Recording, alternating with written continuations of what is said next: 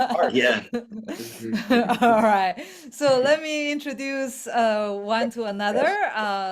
So probably Alexandro, you already know Jeff. Jeff already know Alexandro. Between the two, I don't need to say anything. But Maria, she is our last year's artist in residence in our indie residency in Madrid. And she stayed with us for a month and a half and did a small scale mini show, her solo in our place. Uh-huh. And she's kind of new to art when she came. Well, now has been a year, so she's gaining experience. Mainly photography and performance art, Okay. right? Yeah. Yeah, is there anything I missed, Maria? Can you introduce No. yourself? Hello. Hi. Nice Hello. to meet you. Hi, Hello. good to meet you. Yes, I still do like contemporary photography and film photography. A little bit less. I'm doing like a lot of work right now, but I want to jump back to art. So I Yeah, want to hear you a little bit. yeah. So she's now based in Cascais, near Yeah, near between Porto and Lisbon. There's a beautiful yeah. postcard city you probably have been or heard about. I've been there once. No. Really? Cascais. Yeah. Yeah. Cascais. Yeah. Cascais. Cascais. It's very Yes. nice place. Can you say it? Can you say it in a good Portuguese accent? Cascais. Cascais. There we go. Yeah. That's the accent I remember. Cascais. So Jeff Yeah. is new media artist. We met in Beijing in 2005, 2006, when I was very young. I was younger than you. That's really young. When I was doing my freshman in college. And right around the same time, I met Alessandro, who is a curator, art writer, and artist also in Beijing during the same period in the this Bauhaus factory area I think I talked to you about. And they call it 798, the factory. Sounds like Warhouse factory, yeah. Yeah. And Alexandra has a very interesting project. So how do you define your project, Alexandra? The factory. The facts project. Yeah, so it's another factory. That's a real factory. The real factory. And it's formalized work unit with 3 artists now that started in Beijing 2010 in collaboration with Bernard Controls Industry. It's a French B2B medium small enterprise, industrial enterprise. And so there are these weekly encounters between artists and factory workers and other employees on a voluntary base. And this conversation and exchange sometimes leads to creative projects, multimedia. Everything is okay in terms of what kind of expression. And it's along 2 lines, like there's 3 artists, so one in China now at my place, and one in France, where I started the 2nd department, and me sometimes in Italy. Otherwise, I'm just online, like a sort of, idiotic guru that tells other people, yes, it's good, or whatever. No, but along the years, it's 15 years, this interaction I brought sometimes factory workers to become artists themselves and to create work that has been exhibited. In other cases, it brings to short-term residencies in the factory from external artists. But the condition is that the final work, the final piece is not mandatory. The condition is to create this kind of bond between the artist and the factory workers in the number that's possible. And so to work this micropolitics, this negotiation, and it's a sustainable system because the artists will receive a sort of salary, small salary, and artists in residence receive a fee for the residence. But it's generally, I mean, sometimes it's misunderstood, but generally it's clear that it's about not the production of something, but to create these interactions with people, those who want, because it's not mandatory. And so it's been a very interesting adventure and very complicated. After 15 years, you know, I lost all my hair. I'm white, you know, like but it has brought a lot of people together from different disciplines, a lot of encounters, a lot of interesting dynamics, a lot of problems and altercation, a lot of different kind of unusual interaction in a setting that is by itself unusual, because it's a working place where people are working. So the meetings can happen there. They always have to be negotiated, and they always have to be spontaneous. And for some reason, so far, this company has kept going these things. So we had some very, very touching moments, and other Very Hell- touchy. Touchy? Touching and Touchy. touchy. The both. Touchy? Both Touchy? touching and touchy. You mean emotional or Both. Yeah, almost emotional, fiery? yeah, intense, human wise, positive and negative, like because we are there to do like a sort of field research, but then you become a sort of transversal HR, or you become a, you know, people vehiculate their issues, their problems. So sometimes you have to deal with very real things, like people having issues with management, and we take that on, but we also keep going, that we are a different space for socialization, which is a sort of a interactive, conversational and educational, sometimes political. Can I ask a question? Or Sure, it's better. Sorry, you froze. Yeah. am I muted? Is it No, my no, Wi-Fi? it was You had internet some lag. connectivity. It's for me, Alessandro has been frozen. So it's about my it's about Yeah, it's your connectivity. oh, no. But you can ask your question. You can try. Yeah.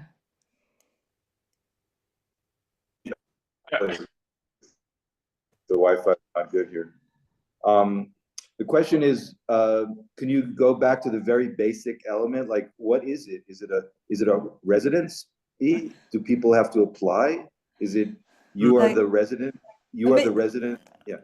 I'm a good pupil, so I can like just because I did an interview to Alessandro, and I can just use so on the company side, they integrate artists as some sort of company cultural booster and soft power / entertainer, although not Okay. very productive, but is very good for the ambient and personal growth of the individual workers in China.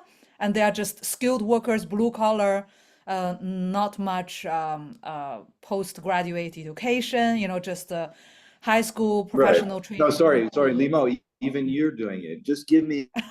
Yeah, very he basic. wants. What is it?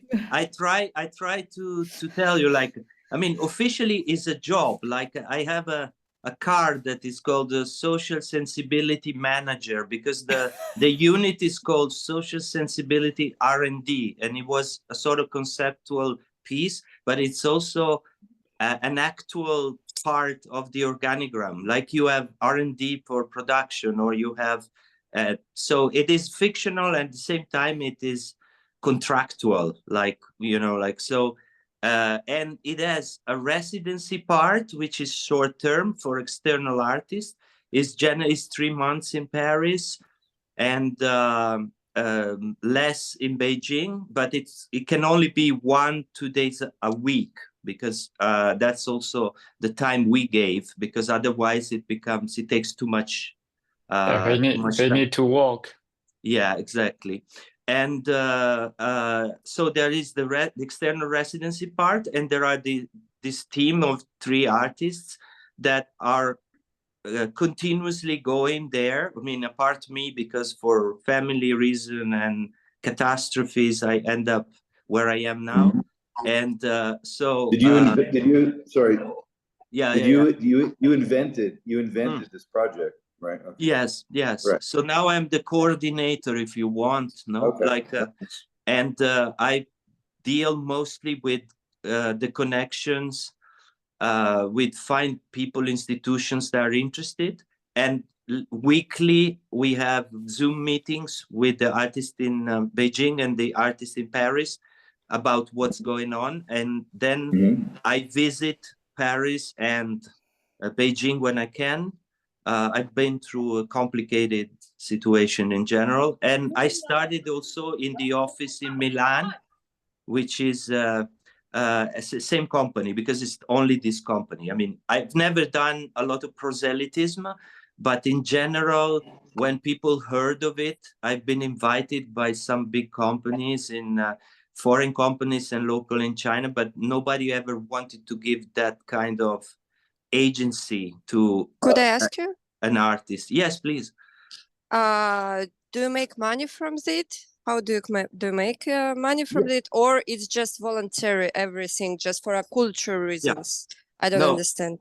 No, yeah, exactly. Because I mean, to my knowledge, there's nothing like that since 15 years. So the sustainable model was that the artists that work for the department receive a basic salary. Okay, so it's a way to be paid as an artist to do research. From who? Like a grant, like something like that. From the company. Yes, exactly. And that is the model that probably that's what made it last so long. It's a basic salary, but it's something that an artist doesn't have generally unless he has another job. So it's like a continuous grant, a stipend for, and it's integrated. And then the external artists receive a fee for the short time and for the materials. We don't have housing and these kind of things because it cannot run in the budget. The budget is limited. The people who took part to the activities, like the workers and everything they do belong to them. And when we are invited as a project from an institution, in the best situation, they are invited. So the institution paid for them too. In China, this has happened in China, in Denmark, and in Palermo for Manifesta, that the workers were invited as artists and paid their fees, their flight, and the materials to create work. Yeah. So, but whatever is created doesn't belong to the company. That's also some of the lines that makes the project, I think, interesting is the salaries for us, which is like a basic income, but is for research, not production of things. And then the fact that whatever is done doesn't have to deal with the company. Like workers have done artworks of different kind that born from these discussions that are about their life. So some of the workers did work that is highly personal, others that is connected with being a worker, but there is not like a ideological strict line apart. Maybe, in France, you have this tradition of the popular education. In China, you had the tradition of the Danwei, the work unit, where people they had writing groups, poetry groups, so things. So there are some, I would say, references historically, but otherwise it's a deal with a private company that has accepted this formula. And so we are part of it. So we are constantly basically negotiating everything because we are officially there. We receive salaries and everything, but obviously very often what we do might cause tension or might be used by the workers in another way. So Yeah. The company is from Switzerland. No, it's French. French. Oh, Bernard. yeah, I did that. Yeah. But most of the artists in Beijing, they are Chinese artists, no? Yeah, of course, because Visa. Honestly, to start something like that, before doing that, I was already active almost 8-9 years in the scene of social engaged art, intervention, public space. So when I had the chance of this encounter, I was already thinking to turn this whatever department and project as a laboratory where I could invite all my friends and colleagues, because the point of this project is not something that you can bring alone, you can do alone just because the company tells you and pay you. You have to have a community and around you. Yeah. But if Jeff or Maryia would wanted to go in Beijing for the residency, it would be possible, like a French or like someone from Europe. Problem is with visa. Visa is easy now. Visa now you can have a month. 14 days free entry, but after 14 days, not easy. Yes. Now they give 30 more. Okay, that's so 30 starting is okay. Yes, 30 start to look like something can be So working. would be possible? Or? I think in Beijing for 30 days, I think it's possible to make an intervention. It's more difficult. In Paris, the money is better because there's less residencies, and the problem is the logistics and the language, because nobody speaks. I mean, everybody speaks French here on the table. Who doesn't? Come on. Yeah. Bonjour. So, exact. But we generally tend to. We have to do a bit of mutual understanding with the artists, because it's not a regular residency. It involves a lot of frustration, sometimes a lot of complication, a lot of so not all Western artists are used to this kind of mentality. For the Chinese artists, it was very clear. They knew social practice, so they had a way to interact with people and know where they can stop, how you can wait. Sometimes the difficulty in Paris has been mostly, for me, the fact that socially engaged art is not something super developed in Europe. And so, and particularly in France, then there's another important point, that in France, artistic activity that is sponsored by the state is sort of legitimate and critical, and artistic activity sponsored by private is either a milking cow or is just, is bad. So the good money is state money, the bad money if it's private money. So all these things were in America, in Russia, in China, in Indonesia, don't exist. Like social practice is something that is spread out of organic need. So wherever you find the money, wherever you can put up a project, you just do it. There's more flexibility. But there's no stigma because it doesn't really exist on a large scale. So there is no stigma because you don't know that thing to have an opinion about it. Yeah, and I still don't understand, actually.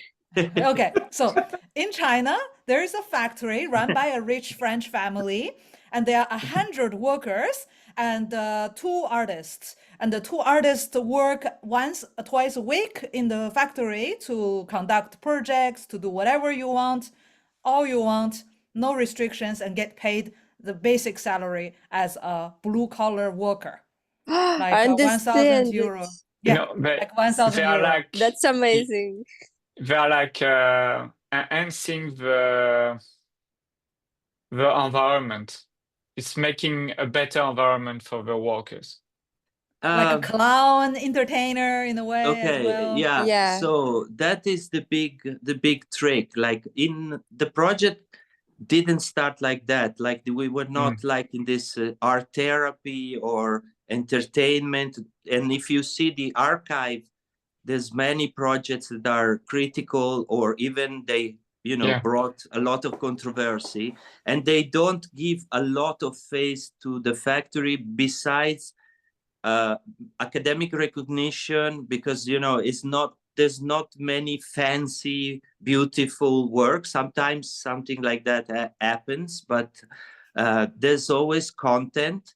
So it's a bit of a strange thing in that respect. We are not like this. There's many artist residents in factory, but either they're based on the production of an artwork, or into a form of you have to enhance, make people better. I mean, what we've done, yes, we had results. People were happy, but sometimes people work with us for 3 years and then they left the company, or they do something else, or they become quarreling more with the manager because they feel more at ease with themselves. So you have far, no suicide case. Yeah, exactly. It's more like, but it's more a sociological project than you know, the artistic project in the term. But sometimes the collaboration with artists also gave some, you know, aesthetic pieces that might have given face. But the company also have a lot of other activities, like bringing yoga, bringing, you know, people that do tea ceremony or whatever. So we're not perceived as entertainers. We are more perceived as sort of strange troublemakers. Some people like us, some people don't like us at all, and they make it clear, and some other are indifferent. No, I just closed the door, so I'm not disturbing anybody. So, as an artist, you're welcome to come in. Yeah. I'm a squatter here too. Yeah. Yeah, it's actually so. Alessandro, can you hear me? Yes. Your camera is very funny, because when you stand up, then the camera looks at the exit side. It goes exit. Stay on the subject. We have already difficulties. I'm very upset with private gallery. You should really know how to do the stop follow function. You know, while you're sitting there, could you just it's easy. We just kick you out. I have very limited real estate. on my little iPad, my iPad mini. Yeah. So it's a mini. That's sure. why. You see what it's doing? It's very disturbing. Yeah. By the way, okay, so Alessandro,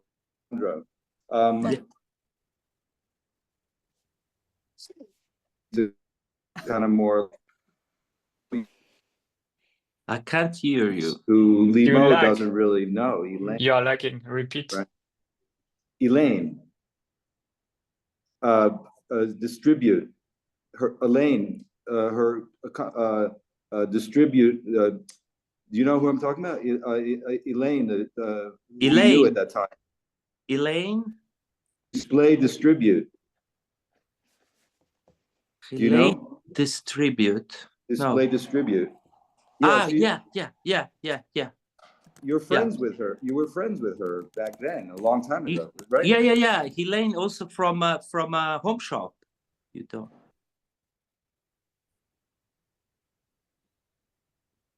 It's not possible. Factor in when we were in Beijing. Yeah. You're thinking about Elaine Ho. Yeah, that was Home Shop.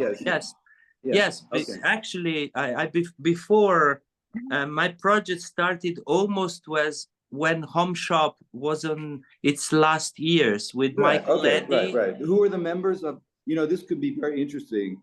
Yeah. Actually, Limo. I know. I'm trying to convince Limo to be a curator. And this you could imagine this could be a very interesting group show, because not only were we all knew each other kind of a little bit, but also the curator knew everybody, and she has inside information, like, because, you know, I remember you had early shows at what was that gallery in Nanlu Gushan? in Harrow factory. No, not in, I don't know, not in Lanloi-Gaussian. I had a long-term collaboration with Renia, with Harrow factory. That they were really, really supportive. And every year they gave one show to a factory worker to support the project. And Right, then right. I So had this is an on, yeah, this has deep Yeah. roots. Basically, I'm just getting to the, you were already thinking about this. How many years ago was that? Private gallery, how many years? Do we have a timeline?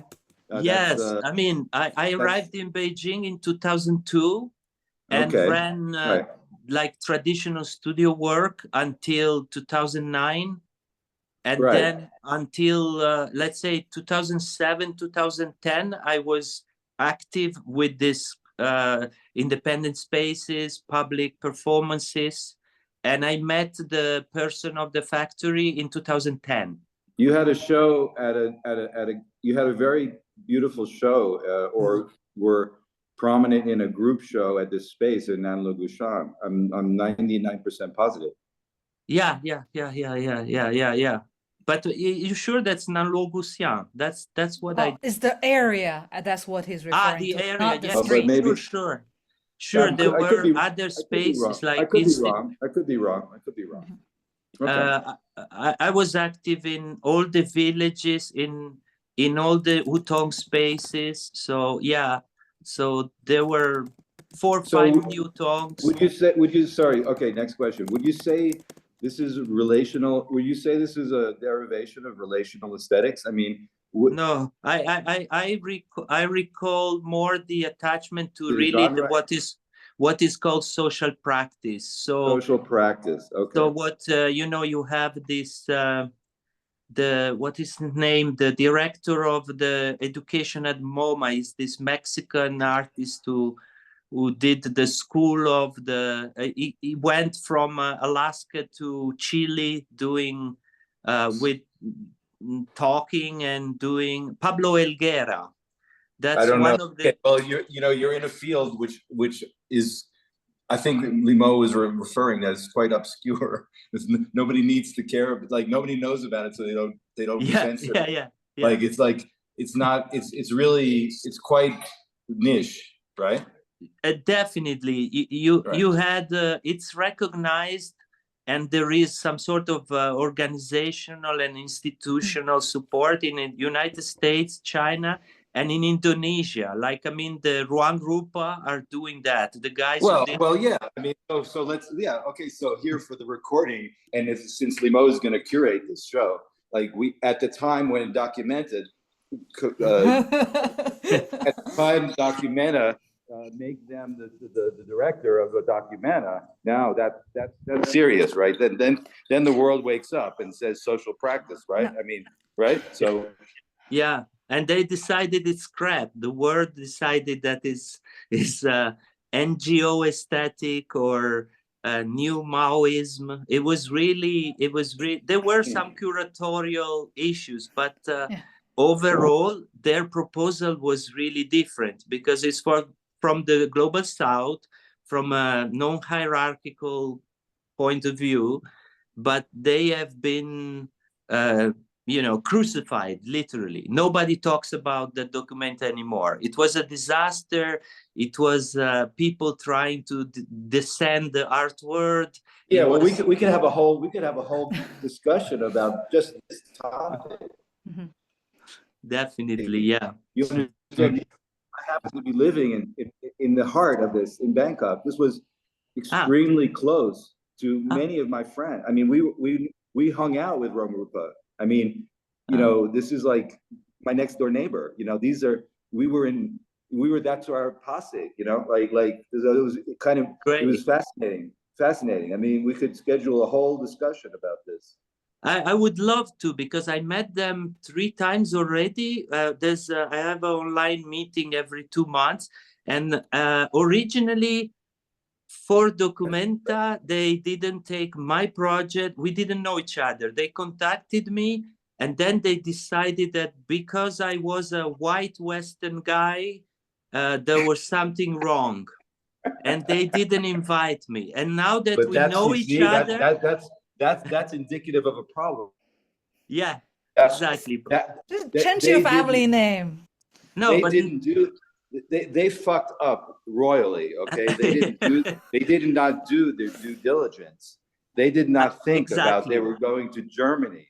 exactly. They made so many errors, Yes. which are basically equivalent to a right-wing supremacist organization. They basically censored you because you were white male.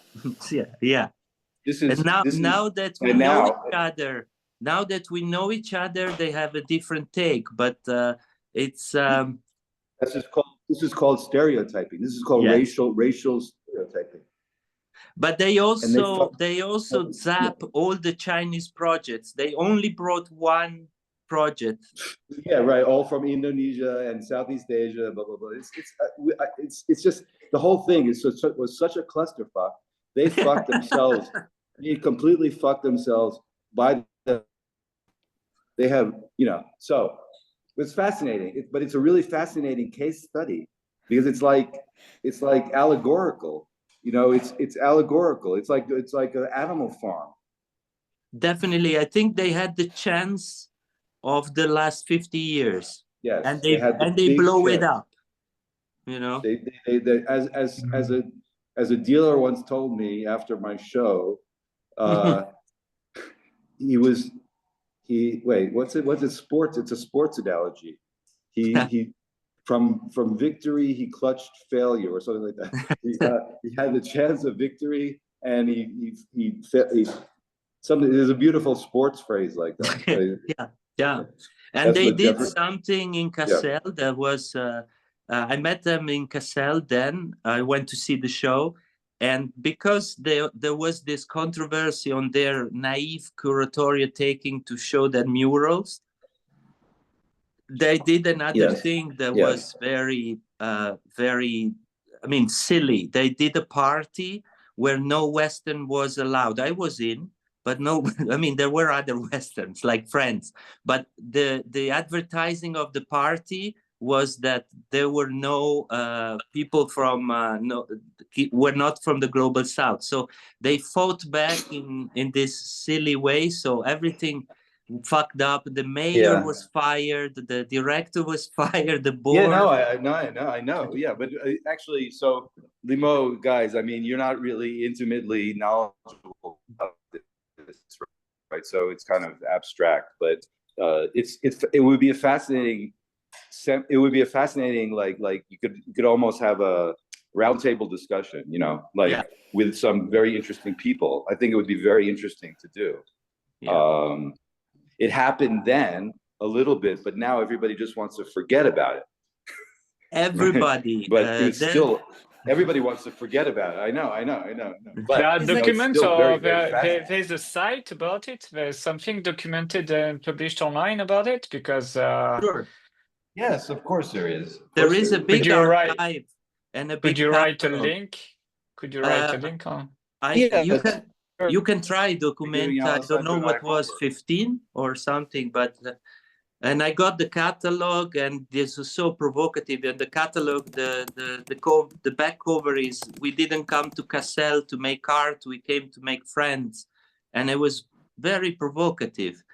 But then they made enemies, and then it was all there were hundreds of projects, very interesting, and because of 3 projects, they've everything blow up and now is cancelled. Every article that studied the history of Documenta doesn't mention it, or they talk about the Biennale. They talk about there's an article out 2 days ago. I can share it then, that tries to criticize the problems of contemporary art, and it starts from the 90s, and it doesn't mention this Documenta, at all, like it didn't happen. Yeah. Well, be careful who you screw over in the art world. It's a very small world, So it's like, yeah, you know about that, no? Huh? You know about that, Jeff? No? I know about that. Why? Do you have some inside information? Like I know. No, it's from you had some problems also. How do you know that? I never told you that. Well, I know you from a long time. How do you know about that? What do you mean? Which problem I are don't you know. referring to? Share. we say you just throw a bump in the water and hope some fish get hit. So I think he's doing which that. problem? No, I want to know which problem. Like which you have a Gossip. event. You have an event that is running in parallel to Bangkok Biennale. That is the underground Bangkok Biennale. So I guess that, is that what you're talking about? Is that what I you're don't No. know. I don't know. I have no No, idea. is it what- Greg? No, in the Greg. US. In the US, Greg, I was talking What? about your moment in the US. Tell me what? No, like in You had Brooklyn, you had a you problem have- with one You're talking- garist, and then you had all the doors shut. Oh, Suddenly. I told that to you.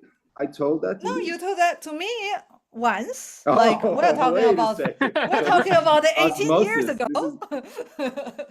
This information passed to you in the bedroom. I have no idea, but I guess No. people talk. Remember your friends like Mark? People talk. Ah. I don't know. I don't know in which context, but it's about it's about You got 4 this decades ago. information from gossip.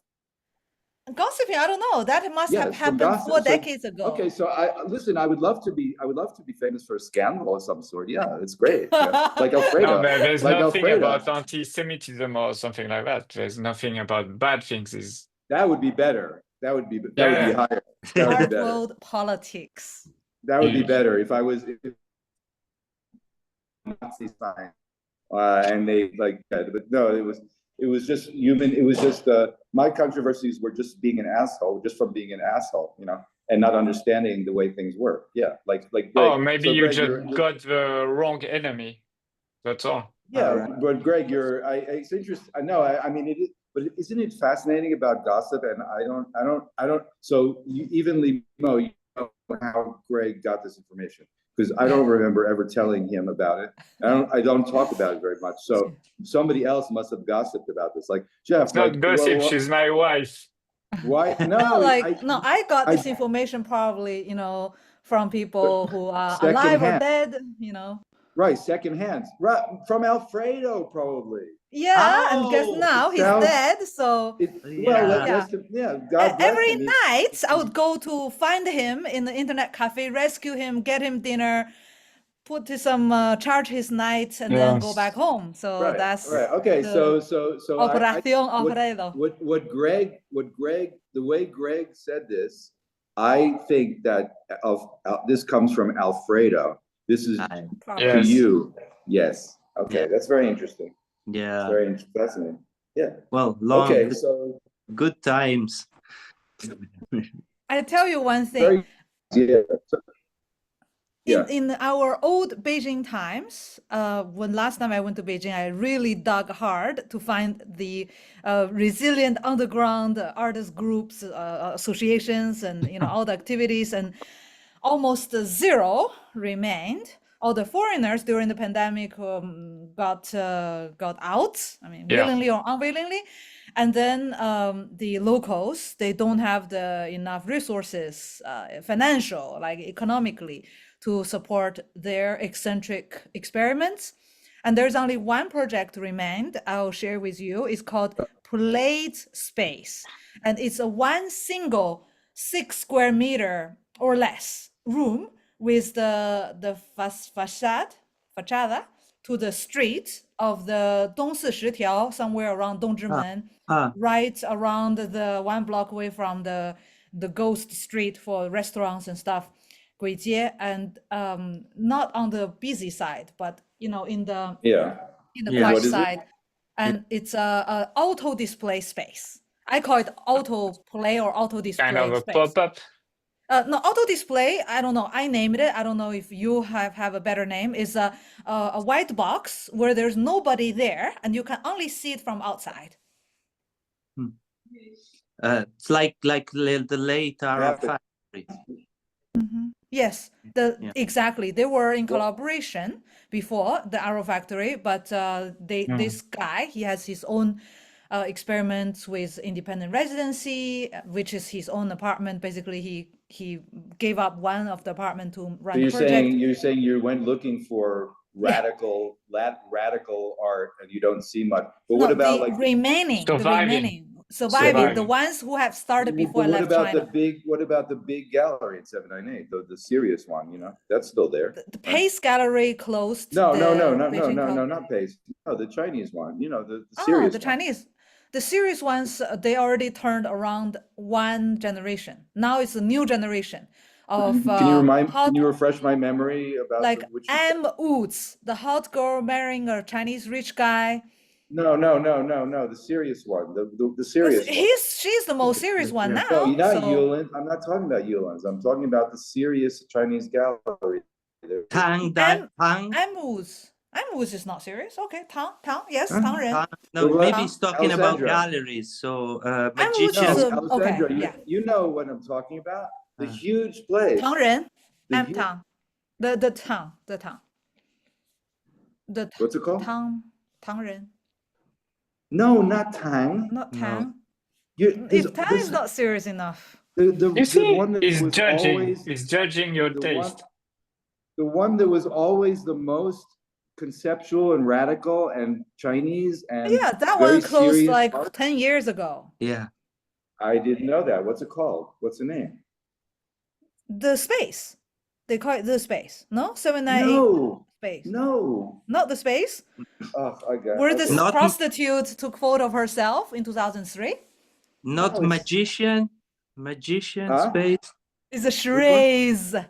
Yes, Magician. that one. Say it again, Alessandro. Magician space. No, not magicians. Non-magician. I can't believe this. This is like, it was the most serious Chinese run gallery. It was huge. It was on the left. Vitamin. No, not No. vitamin. Oh my God. Okay. Okay. I'm lost now. Long March space. Long Yeah, March. Long March. Yeah, of Yes, course. Long March. Yes, Long March. Long Long March, March yeah. changed. They have a Changed. secondary space and they make more installations, video art, new media type. Long March space. included us in one of their projects by Oh, Right. Well, that Taiwanese would be curator. expectable. I mean, they Yeah. were always showing very cutting edge, radical, conceptual. They always had very, very good curatorial. Yeah, And you're they- right. It's true that Long March is Yeah. my And stone. are they not there anymore? You're saying Long March is not there anymore? They are. I went there. They just Okay, changed a bit, but yeah, they're still Okay, there. but that's still a very serious place, True, I true. think. Yeah, but- Um, yeah. Just before COVID, when we were part of this project, it was the curator Chen Jian, who's Taiwanese. I think he's Yes. based in Shanghai. Yes. Told me that there were 2 lines of work.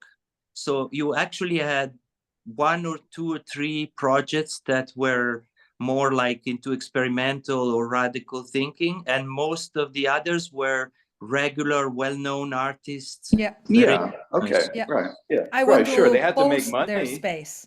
They had to support their space. But, Yeah. yeah. Yeah. Yeah. What I find is that those social engaged art, however, either less social or more social or radical. For me, if you're independent, you are radical, you're already social. Being radical activists or being a little bit more mild, the fact that you remain active and independent is already social in my opinion qualifies, it's like independent. It's really hard to self-sustain. It's like after 15 years, you found, more, after 2 decades, you found one factory with one boss who said, okay, I commit to this project with my resources, with my time and money. And that doesn't happen every day. It might happen once in one person's life. Yeah. Because recently the other connections I made in Italy and recently in Germany with the French network and Italian network, and there's many projects, but they are all more and more outside of the big cities, just relying on personal assets or personal money. But that make them, it's an interesting constellation, but besides internet, it doesn't exist. And with the Documenta that went so badly, it receives even less attention, you know, like, Yeah. so there are these constellations. Yeah. Like, I met people in Stuttgart, and this year reunion they make once a year, and with a French guy who was running an experimental project called the Offshore School, a post-grad school in Shanghai, and now he's retired. Yeah, Paul And de he's- Vautour. Yeah, exactly. Yeah, exactly. Alessandro, can I ask you a question? Sure. Because I don't remember, but exactly the fact of I'm skipping my mind, but there was a very important show. I think it was a previous Documenta, actually. Was it, okay, class, which artist? It was a big artist. Was it Ai Weiwei? Was it a Chinese artist? Yeah. And they brought. Question with Jeff. Huh? Reminding the old time. It Yeah. was either a previous documentary, but Documenta, sorry, and one artist brought labor to the space to make his exhibition.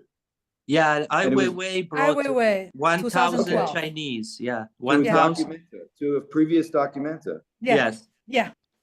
Okay, this is a very successful piece, right? Yeah. Yeah. Okay. Well, I don't know how it was received. I was in China at the time, but it I was think a it was- very. It was paid by a It was Swiss received well. foundation. Yeah. You see, so Ai Weiwei is a magician. I mean, he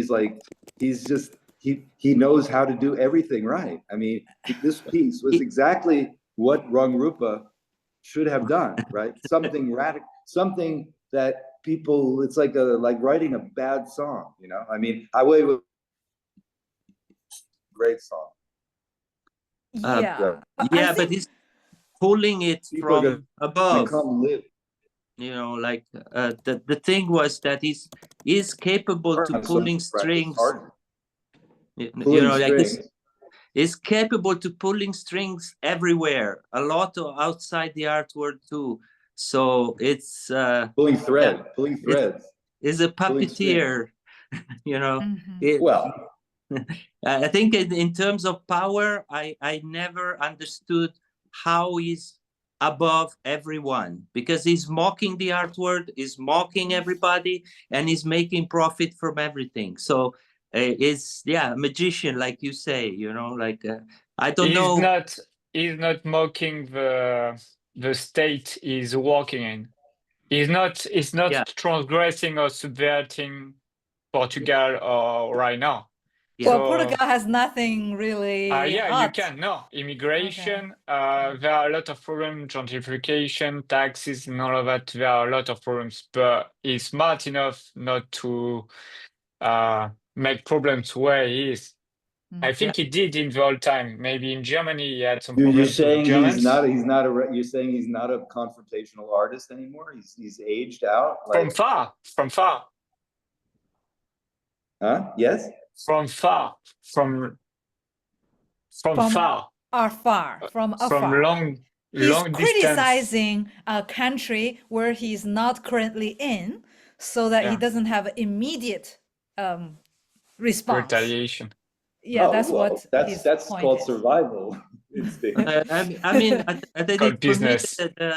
the difference is that he's not acting in this collective idea. I mean, the Rangrupa, what was interesting was this idea of the rhizome and of people that would invite other people and other people. So it was this that's a radical, yes, Yeah. that was a radical concept of their curatorial. Yes. My problem is with this kind of socially engaged art is against human nature for me.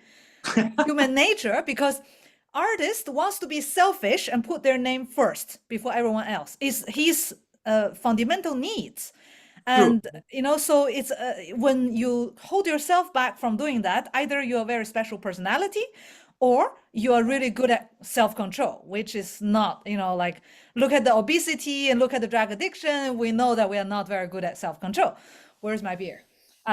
So it's like it's against human nature to go in groups and to be selfless, to engage in socially engaged art and to donate your earnings, to help the community. It's not what we are born to be. I mean, it's not also what art has been for, besides some moments or some attempts historically, but because basically what you do if you try to do this project, you're always dealing with the problems of how you respect, how you don't extract, how you put forward, how you give voice without giving ideology. So it's also like a pain in the ass, or you know, like, I mean, it's a difficult thing. It's enriching, and if you are lucky, like I was, because I met this guy, but because I was in the community helped, the private museum helped. So in that case, it becomes a collective adventure, and it's very stimulating. But otherwise, you're basically dealing with problems all the time, because unless you go and extract something and put it there, you know, like if it's real, if it's not symbolic, the issue is that, and then when you do it real, then people would just question you because, oh, but the worker is not really an artist. So it's never okay. But I think that's its value, because it's a sort of micropolitics of the daily life, you know. And the point, even for us, was not that the workers has the solo show. I mean, it was not a confrontation, but it's an echo chamber. So the worker can have a solo show, but the value is in the worker goes to work every week, and he knows that he can spend an hour with an artist, and that brings he has a contract. Yeah, and he brings something to his life or her life in the working place where he would never find it. That's the real value. But is constrained in a space. No. The artist, no, let me finish. He's constrained in a way he has no influence in the production.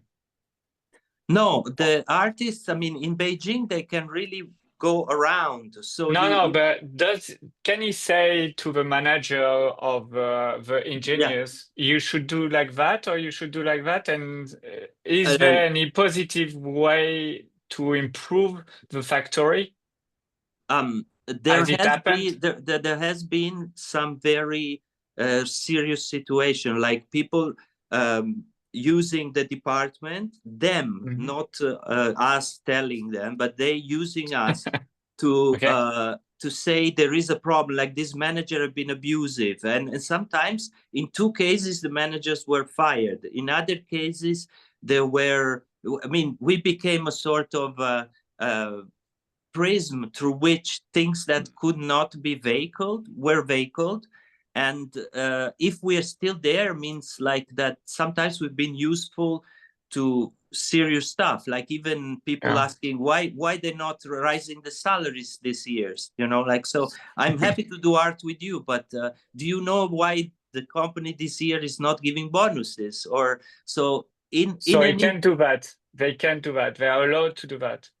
Let's say that if you put yourself in doing just that, there is a union. Is not art. But let's say that in China, union is art is everything. No, yeah, in China, union is the spy.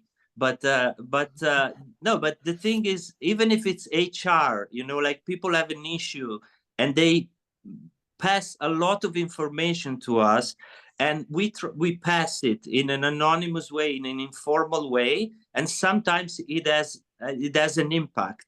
But I mean, sometimes also created very serious problems or things, and so far there were good outcomes, you know, like but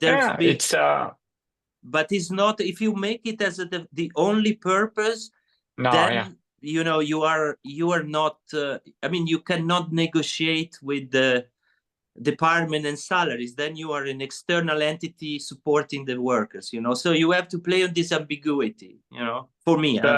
These people invited, they are following these artists invited and paid, they are following the idea of art as the Western art narrative. And you have been, I have been quoting you on that, like you are questioning the idea of art yourself, because art in China is not the same. It's not perceived the same way. And still That's a they very are broad. from That's a very broad statement. What does they that are mean, from Greg? they are Art from in fine China art is- school. No, they are from fine art schools. Yeah, some. I mean, we try Art- to find the people who have experience or understanding of social practice, but it's not really. I mean, it But doesn't. they're Really, following the idea of the artist, the Western idea of the artist, no? yeah. At least in Europe, you know, like I mean. No, in China, in Beijing. In The Beijing, Chinese artist. Yes, I mean, and the Chinese artist had one advantage, like very few of them at the time were Yes. specialists of social practice, because you didn't have social practice. It was just something in America, but they were interested in society. So this is what I find lacking, that the French artists write a lot of theory that is very aggressive and very critical, but they don't engage directly. I think Bernard Stiegler tried to do a project exactly in the area of where the factory is in France, but he passed away. When I contacted him, he passed away after 6 months, but it was very interesting. Wow. Okay, we should take care. He tried to make a sort of how do you call that? Comme tu dis en français, un consortium d'activités in the suburbs, in banlieue. And it was a big project involving architects, artists, and communities. You know that his daughter is very active. I heard, but I've never had the chance. You should contact her. The famous artist, Stiegler, the famous one, right? That's who you're talking about. The philosopher who passed, killed himself. Not the artist. He killed himself, I didn't know. No, he's not an artist. Yeah, no, he was probably one of the persons that had a better understandings of postmodernity and art. He was in China many times. Yeah. Can I ask a question? Limo, so today, do you have, this is organized, does Zoom have the ability to like show some images from the project? Because it's very,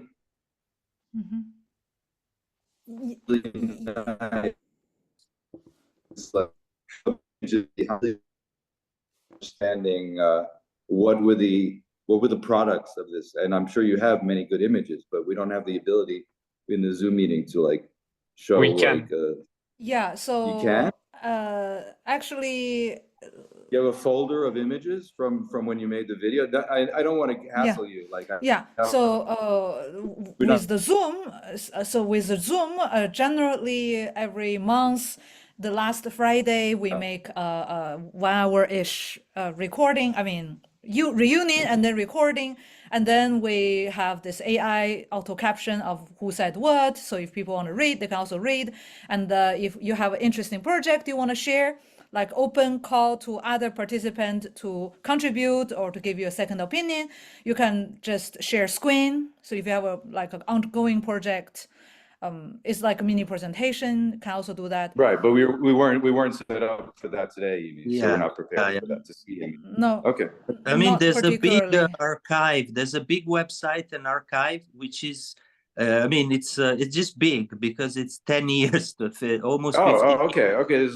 Okay. There's an archive. But it's a multimedia archive in the form of a website. There's videos, projects, descriptions. Okay. What is it? What is that? It's called www.socialsensibility.org. Okay. So I went through the whole website, and when I was editing this video, so I even wrote a small paper on the project. Very interesting case study. So yeah, that's for the academic publication. My little new adventure into the world of academia that has been not very result oriented, not very effective for now. Like I'm still finishing my PhD, like I don't see the end of it. And so we should do that more often to talk with your guys. And so you met Paul de Vautour. Wow. So Paul de Vautour, I met him through the first person was Stephen Wright. Are you familiar with this theoretician? No.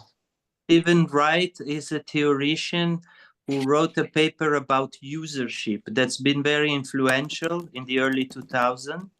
And now is for the first time, because he was always anti-institution, now is running the Künstler House in Stuttgart. And I gave a presentation in Beijing. He was present. He put me in touch with Paul de Vautour, and I gave presentation for 3 years to the students of Paul de Vautour. And then this Which year, years? Which years?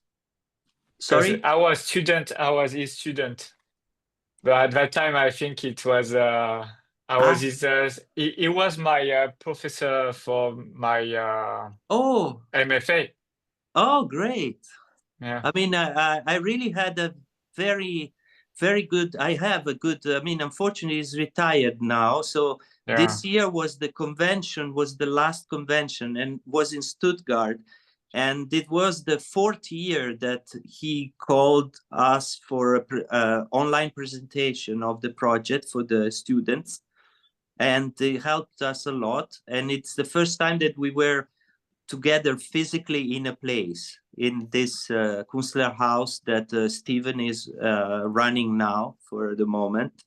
And and there were other, mostly French, let's say the convention was about practice that cannot be monetized or cannot be, exhibited. Typically French. Yeah, exactly. Very It was French. institutional critique still, that was my only, not with Paul. I think Paul always understood very well, but even with Stephen this year, we were there and he kept asking me, so how can we do a different museum, this is institutional critique. So I have no solution for those things. It seems to me they're always conundrums. How you make the museum with an anti-museum, how you make it's a bit, it's still not social practice, but there were very interesting practitioners from all over France that they rely on miracles and personal ideas, and they are in the middle of nowhere or in third cities or, Very interesting. I want to make a project that is more practical, using the human needs and human desires and solving an economic problem at the same time, trying to find like a space that is win-win. And I started talking with a few people, basically I call it artist ocupas. So ocupas. Squatters. Yeah, ocupas is squatters in Spanish. And here, or in Southern Europe, in almost everywhere in Europe, there is a problem when a space is empty for a while. Right. So maybe when it's empty for like 48 hours in Spain, and in different countries it's different.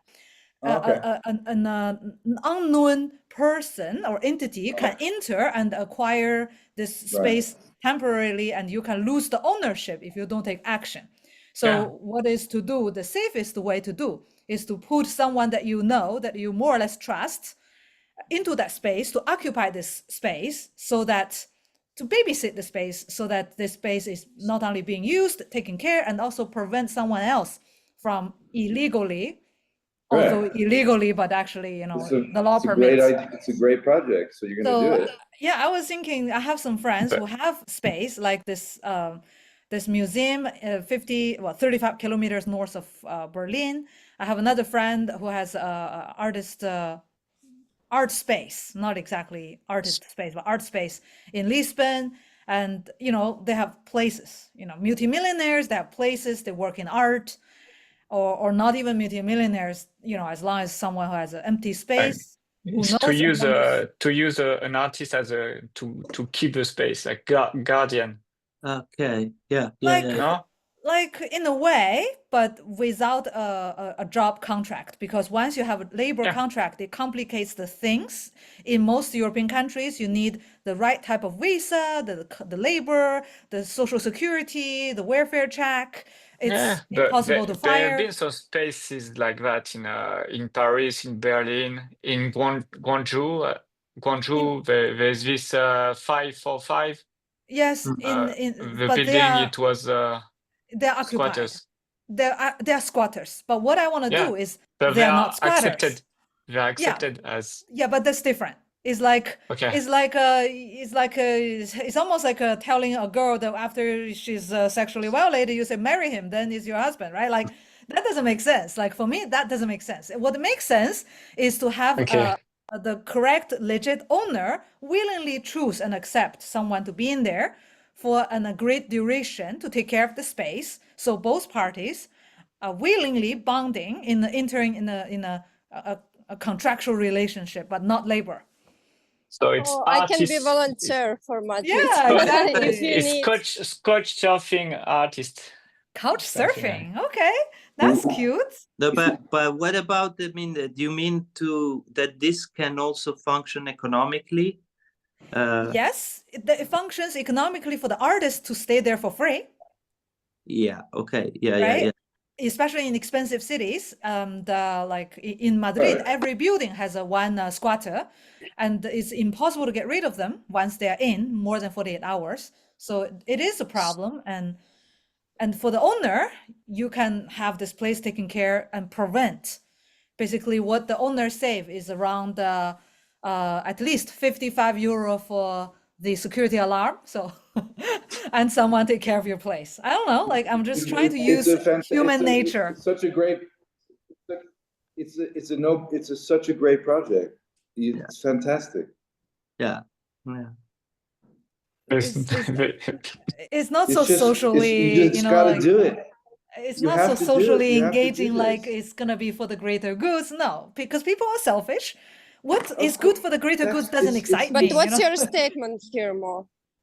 It's got such a good hook. I mean, it's like perfect. It's like there's already a project like that, but for sitting dogs. Sitting dogs. Yeah, no, because sitting artist. because why because first of all, it ticks so many boxes because art is such a art as a word has become such a disgusting thing now, right? So less and less. It's this word, the word of the year.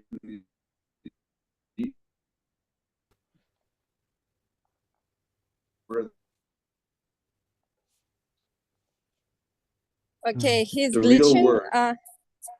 Do you know Cube in Ibiza airport? It's like in airport you have a glass cube with a bed, and if you don't have a spot to sleep for that night, you can go and sleep there inside for free. But everyone gonna watch you, and there's like never lights off.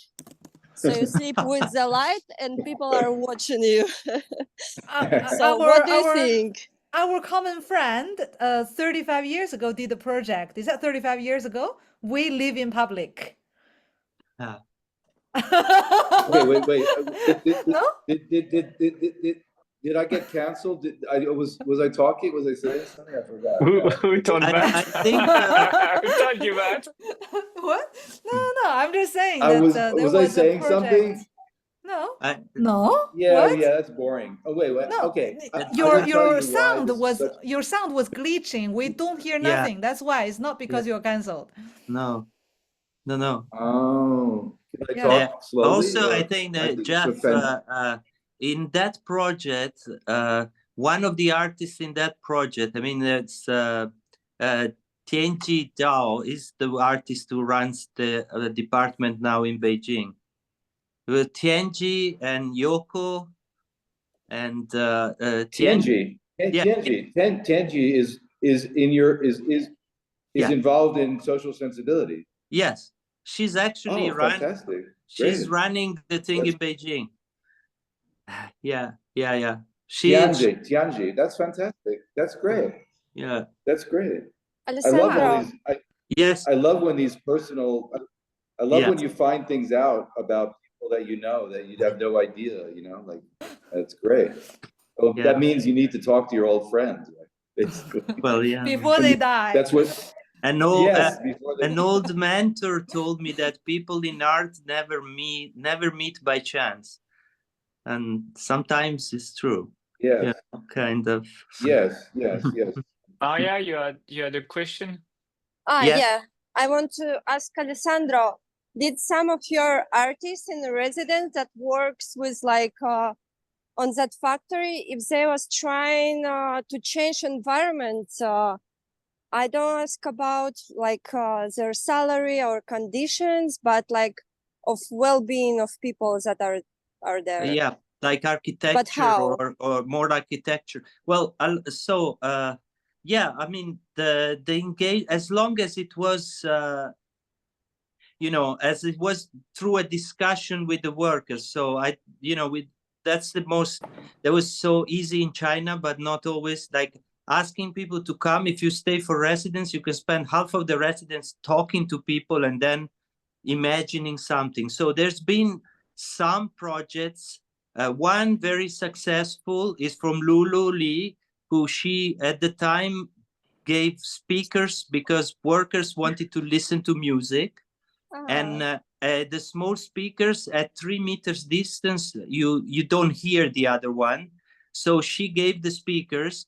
We had a big problem because we didn't tell the factory manager. But after 2 years, actually, the factory now in China allows people to listen to music. In France, it's not allowed, but in China, everyone now can by authorization. And that was interesting. Then there were 2 architectural projects that were not made, but because we recorded also a lot of projects that went in discussions for 2 months, then there were maquettes and things, and then they were not done. So there were projects of creating an area for the workers, but designed with the workers.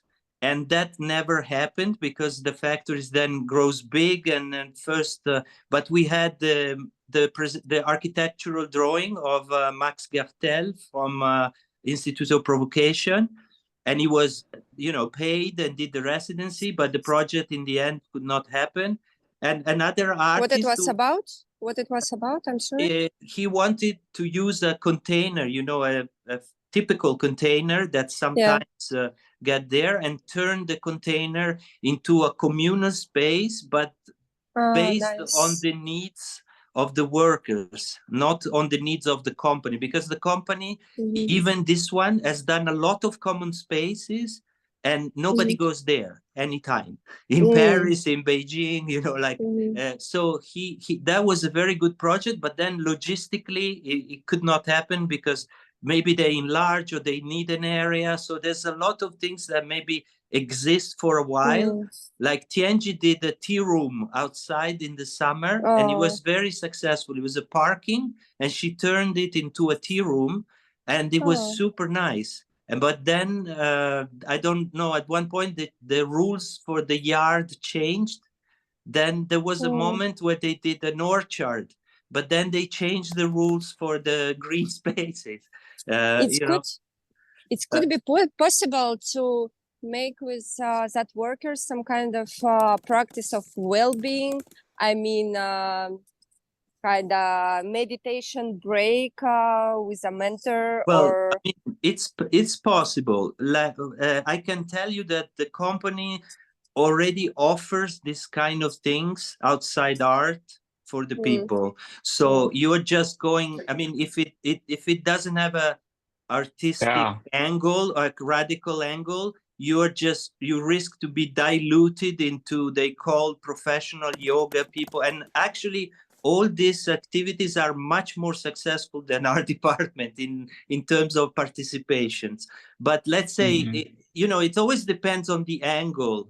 And in my experience, because all the people that participate might have different ideas, in my experience, what becomes meaningful is when whatever you want to try is done by discussing with the people, because you discover Like one designer, she's not even an artist. She designed suits, working suits, according to factory workers' needs. And we made 10, but then for the company, there were very basic issues, but you explore these areas. Like the workers wanted a lot of pockets, but the company doesn't want a lot of pockets because then the tools are not range or they can be stolen. So you get into this micro politics, no? But that was another potentially, like the architectural one. There was a real engagement. It should become a real project, and then in the end, the needs of the direction and the needs of the worker cannot match, in terms of real production fluxes and things. But the projects exist in terms of, they're not being carried on. So I do have a comment. After you. Yeah, it's the reason why I asked that. It's like it's social art, it's kind of performing. And my idea is how to change the life itself of like their life itself. So it's just about that. I think it's very, like I said, I had to warn you that there is this culture company in everywhere now where they invite practitioners of like serious disciplines, can be Tai Chi, can be, but I'm not, I don't have a priori, because I've seen that sometimes projects that have a very good layout on ideal or paper don't work, while other project that seems more obvious, but the engagement with the people change the whole thing. If the project is achieved together with the people, it's normally successful because really people feel they appropriate, they give you advices, they tell you what they don't like, what they like. If it should be based on their needs. It could be kind of test, like psychological test of each one. It's interesting. Which I think, overall of the whole project, the exhibition, the artist, whatever, this is what is the invisible thing, that you are using the relationship as a material, but so there's no a priori. There's been very banal projects like, I come to do a photography course. Okay, come. But then the approach of the person was so open and enriching, and so then people start bringing their own photos, and some other times I've received very well crafted proposals, and these proposals, in the reality, they don't go anywhere. Nobody cares, my advice, and what's difficult to pass, especially in Europe, is to not give a proposal, but to give a general area of interest, and then to discover with the people. It can be 2 people or 20, those you want to try and engage with, and see where your project can go, or maybe how can you modify it from the original idea, thank you for the answer.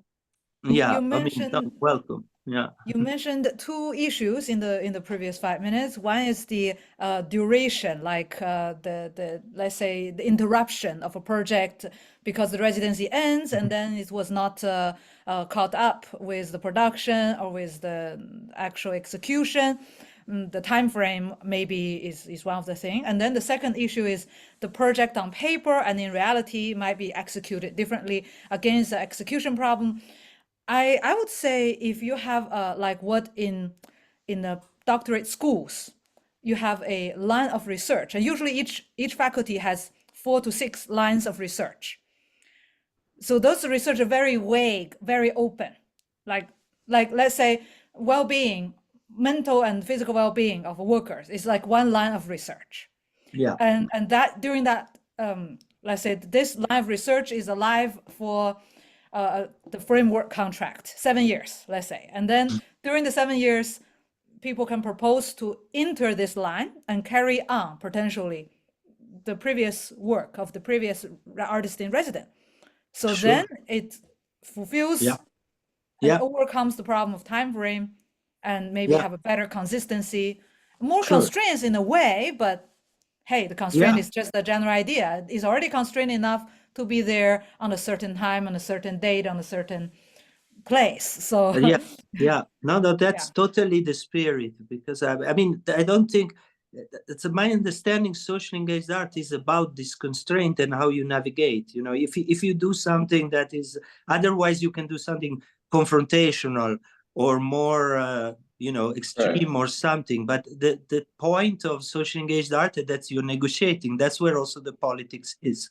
You're negotiating with the university, with the company, with the time, with the fact that maybe if they change the building, you have put so many stuff there, and so can they be reproduce the graffiti in the other building? Maybe not. Or you have a graffiti that stays, and then they put a new lab in front of it, so you can only read the last words. So you have this, you know, you have caducity, how do you say, like entropy that goes on and on. So that's why the idea of permanent is probably not the approach. But long term, that's different, because long term research is long term engagement, long term exchange. So people get more familiar, so people want to know you better. But in terms of when you're part of the physicality, a lot of initiatives exist for a limited amount of time, you know.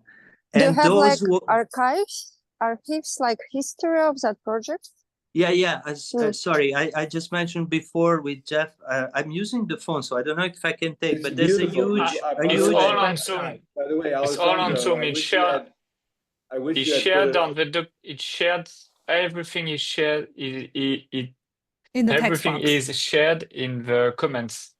I don't have real estate. Sorry, I don't know what you're talking. You will find it later. Okay, you will find it later, and then I will publish. I will publish all the links later.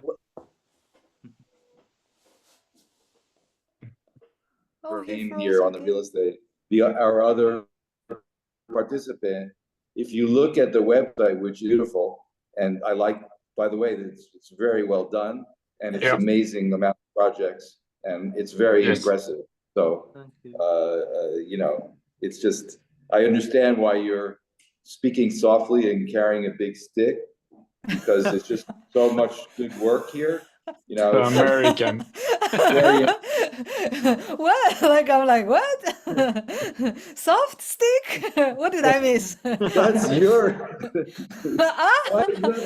You have a very peculiar mind. Oh, sorry. So kudos, Alessandro. It's beautiful. It's a fantastic project. I mean, I'm just really amazed. You know that if you are in Beijing, or you go to Beijing, you know. Do you fancy coming back? How long has this been going on now? 13 and a half years. From 2010 in Beijing, from 2016. 13 and a half years. Great. That's amazing. I have another personal 14. question. This factory, did we tour this factory together?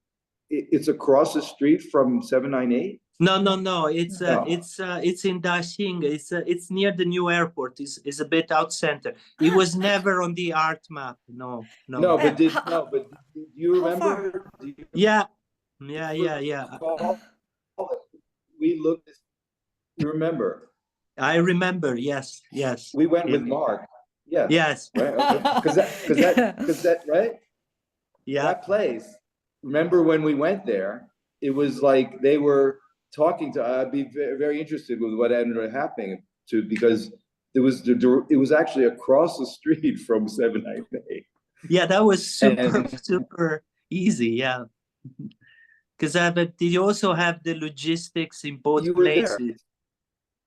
That's so, but that was, I think it was, now it's coming back. It was Siemens. Yeah, it's a big one. Yeah, that I was thinking Schneider, but I think it's Siemens. Siemens. It was Siemens, and Siemens, I believe, invited Mark to look at it, or perhaps, and Mark brought us. Yeah. And it's kind of funny because it's exactly a site that when we looked at it, many of the spaces were still being used, right? Were still being used by the factory. So it's like we got to look at the whole place like 798 was before it became 798. Yeah. It's so fascinating. Yeah, the thing, when I arrived in 2002, in 798, there was only Art Cafe, and there Right. were factory workers. Like, Right. it's Every so, day. so there, yeah, you see the people coming, riding the bicycle, coming, the thing. Right. So yeah, it was this organic, that was also special about Beijing. And perhaps, I mean, I don't know Jakarta, but or Bangkok, but this organic interweaving of the social fabric, you know, like that's unusual too. If you think even places like where there were no interaction, like Cao Chandi, there's not necessarily that the village people interacted with the artists, but they were really living in the same environment, eating in the same restaurants, being around together. That is something that, at least, I mean, in Europe is not thinkable right now. Right, Everything is so right. settled. Right. No, so I think also the architectural, how do you say that kind of continuous transformation of the space, Yeah. contributed to the flexibility also, perhaps, you know, and maybe it's a fantasy, but to this making people, you know, that flexibility is not so flexible now. The rent raised 40% every year over year. At Cafe is going to be closed because Huang Rui told me he couldn't afford it. Please, And please. UCCA, everybody, they are leaving because the rent is growing so hard, so much. UCCA is leaving more? I think so. I think they are seriously considering. I think they should be one of the last years because don't they own their Yulin's foundation? They cannot own anything in China. Like you cannot own an apartment alone in Bangkok. It's the same. Can't they? Don't they have enough influence factor that they've made this deal a long time ago? I mean, yeah. They had to renovate. I think after, like, I don't know, 5-10 years, they renovate, and every time they renovate, they give 2-year contract, and then each time they grow 40%. So yeah, and also so, there was so a story. There was a story. Some galleries, they wanted to make entrance paid. They already making the entrance paid. I remember. Yeah. Yeah. So then the government saw that they were profiting on the entry. So okay, you make money that way, we rise. They didn't rise to everyone. They rose to the greedy ones. Yeah, the one that who charge an entrance. Yes. If Yulin's foundation cannot afford to stay there, then that's really there's a serious problem. So it's not really about Yulin's cannot afford. It's also for them is like, is that worth it or not? Because near my hometown where I was born, in the seaside towards North Korea and Japan, I'm just saying vaguely where it is. They built called the Dun. They built a huge art center, right, in Beidaihe.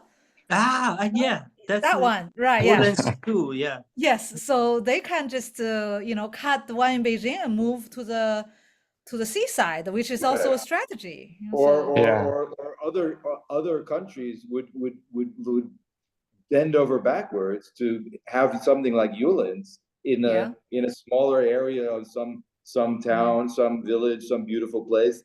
If they did what they did there, they would like. Yeah, but the Western soft power needs to be in Beijing, and in China they don't care about the other countries. No, it's China the opposite. China doesn't care about Western soft power. Right? Yeah, they do. That's why it's the Great Firewall of China. Oh, they do. They do care. Sorry, what's the threat is China does. Who's the Great Firewall? It's benefiting China to have Yulin's there, or not? No, it's benefiting Yulin's. It's benefiting Western soft power. Yeah, Yulin's is benefiting more. Well, depending on how much they pay. 798 is not care about Yulin's. Is that the point? Let's I give you one price example. I went to ask one of the shittiest space. sorry, not to say shitty, but one of the most for rent gallery, regular 100 something square meter space. And I went to ask how much it is to rent per day, like 1 day, let's say. Per day. And yeah, like to Oh, rent. per It's day. a space Listen. to rent, okay? It's Yeah. like in a back alley somewhere on the second floor, Right. like 100 something square meter ish. Right. And How they much? say Right. 30,000 yuan. Which is $3,000. 3万元.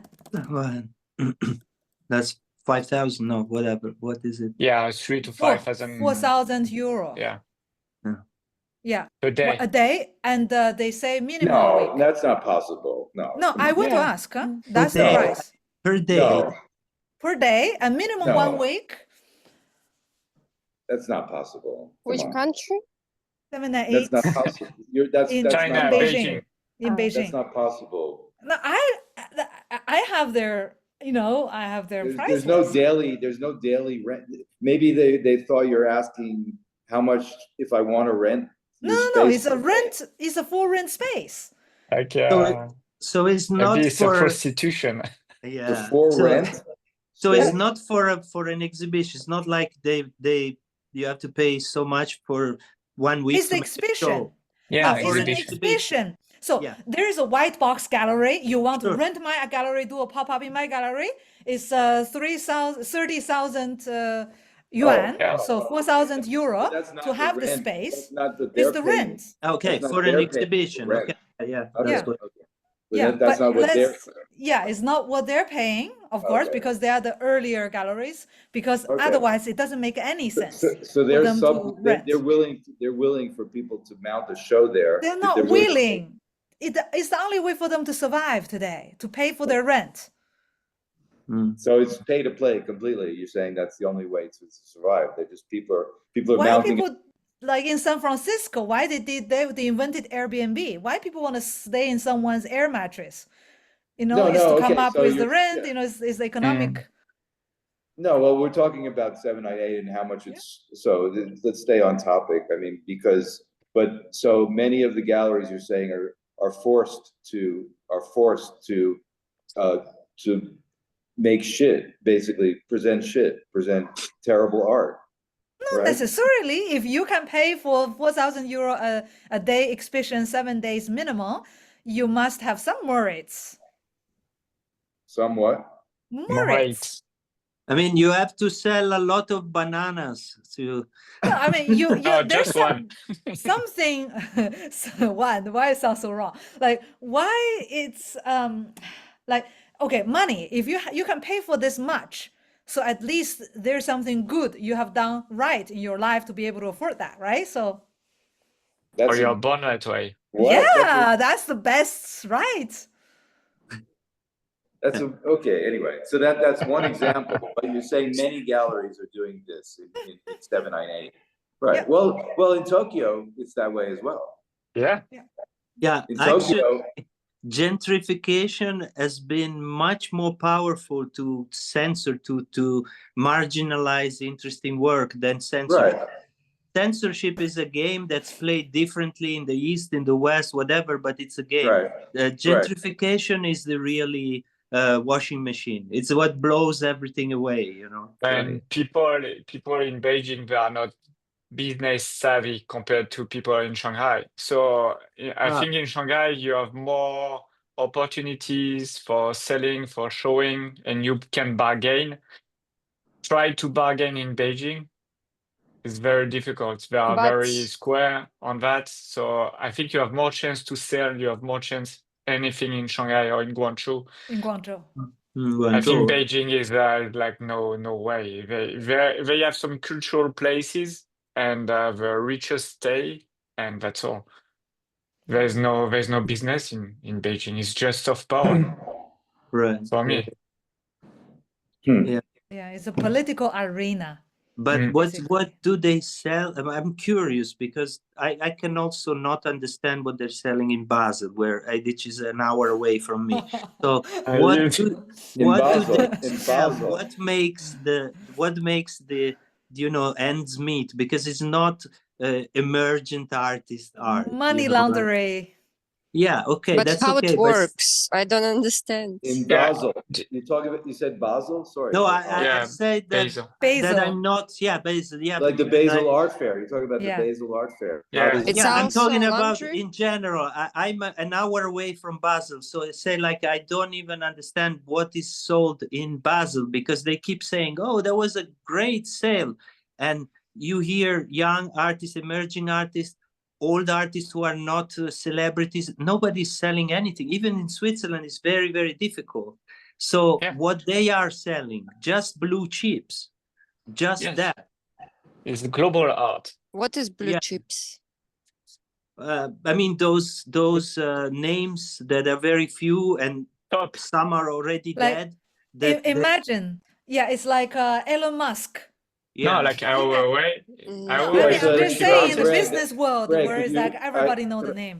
I asked Greg to elucidate on what he just said about global art. What is global art? Because So, I It's just a think it's very market, no? interesting. It's very interesting what you just said. Could you elucidate a my little bit? point of view, you mean? Yeah, about global Uh, art. Yeah, I'm working on that. In few days, I will publish a guide on that. Okay.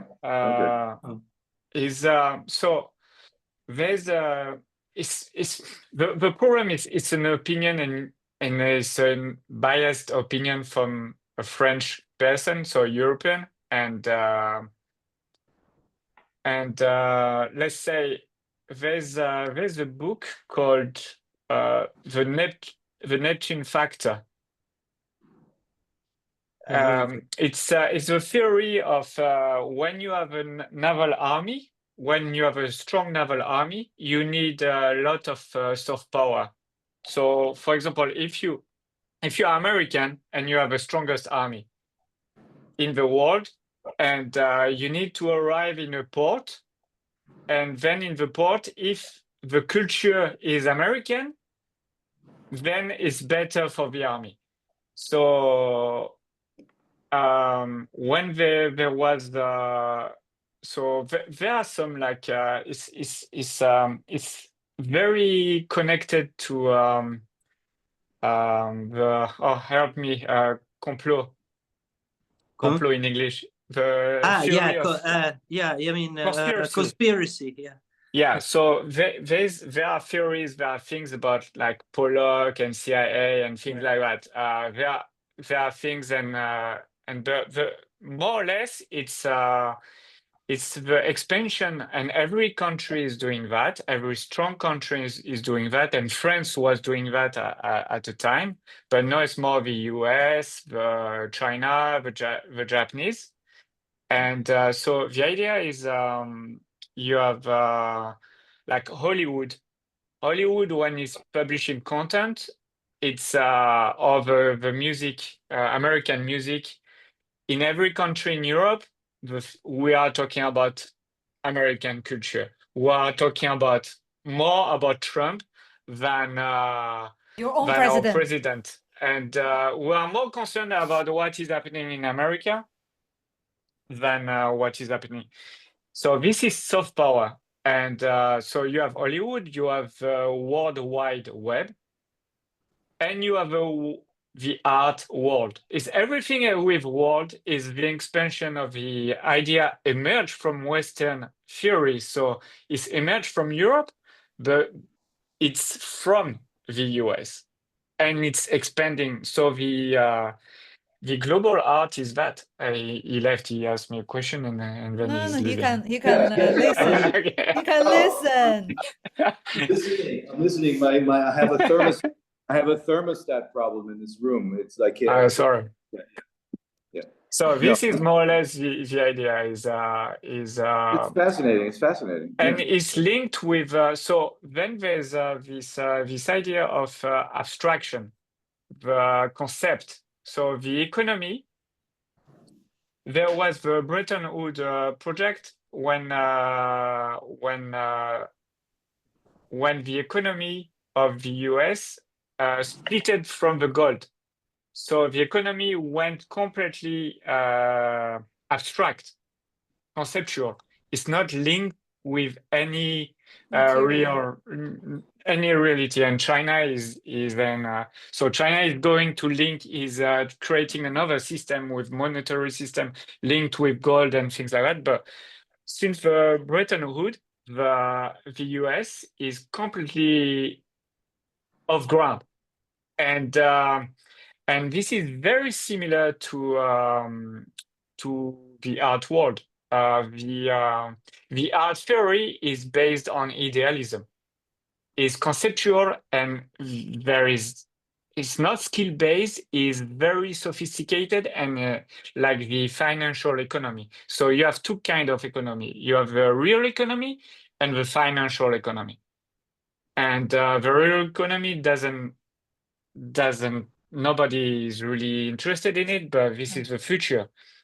And the art world is that it's completely off ground, and the Basel is the biggest art fair in the world, but controlled more or less by the Americans. And the is the IMF, so the International Monetary Fund.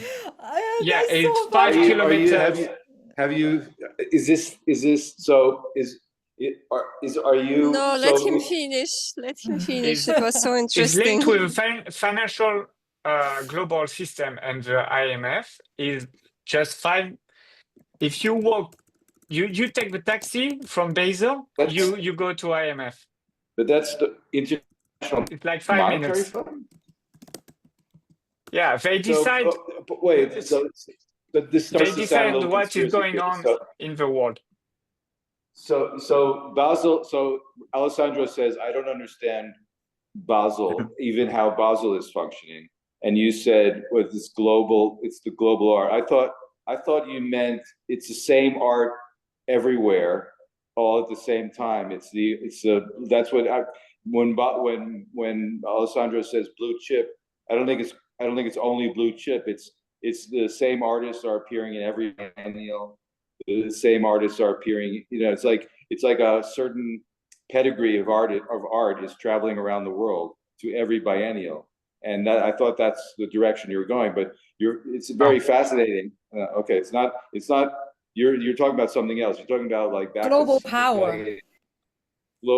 Global power. Well, So are you seriously saying to Alessandro that Basel is not a real art fair? I mean,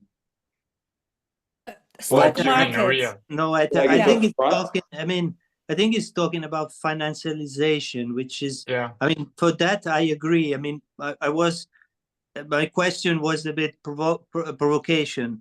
It's just that the art that is sold on the market functions exactly like a future option or a swap. It just functions exactly like finance. So it has become a tool of finance.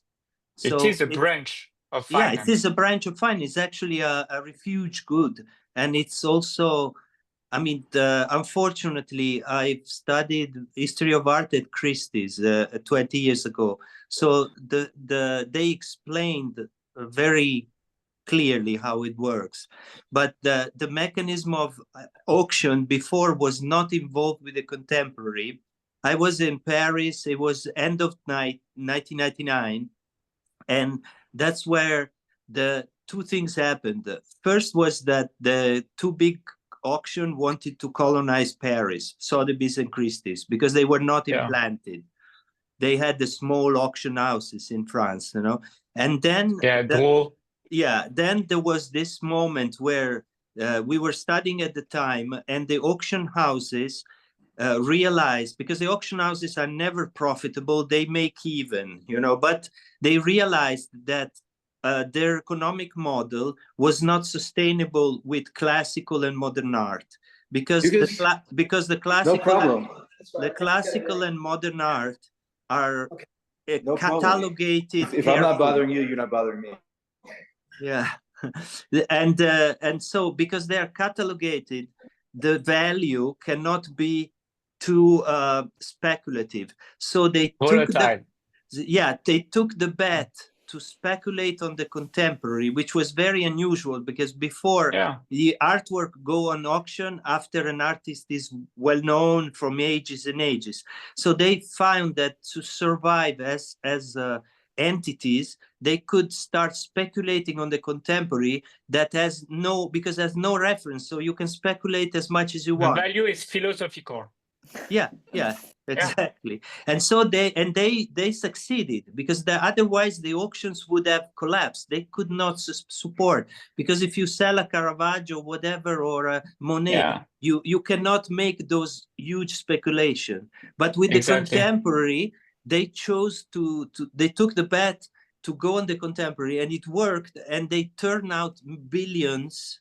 And they became a very useful tool whenever you have to move your money into an asset. And most of the works are actually in containers in Geneva, and they never move from there. And in New York as well. Yeah, they expanded in New York. Yeah. There's a ground in New York. The financial police cannot go. And it's a ground of Switzerland. In New York. I mean, that's not China. Here is no, in China, going. no way. No way they can do anything. It's Ai Weiwei. What? It's Ai Weiwei. It gets back to Ai Weiwei. Freeport. I'm sure there are some Ai Weiweis in Freeport. Yeah. But there are many famous artworks who never moved from Geneva or Zurich, and have been sold 20 times. Just stock. Yeah, you know, like they never moved from the storage, you know, but they have been sold over and over, especially expensive installations and things like that. They just have a paper, and you know. And more than money, it can be a diplomatic exchange, like between two countries, because it's so huge amount of money. They can have some agreements in between ambassadors.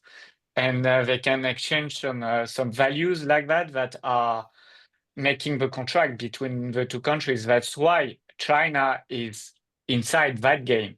That's why there's Louvre in China. That's why they are interested in art, because they play the game of the Western art. They play it because they know it's a part of the financial system.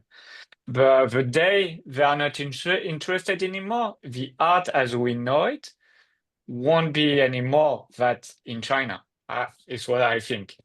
Yeah, but I mean, now is the Middle East, you know, like you have also the Louvre, the MoMA opening in this, in the Emirates, and then, which is so strange. They have big commissions, they have this museum branch, and it's places that, because of the religion, you basically cannot even show a lot of classical art. Yes, but so it sounds like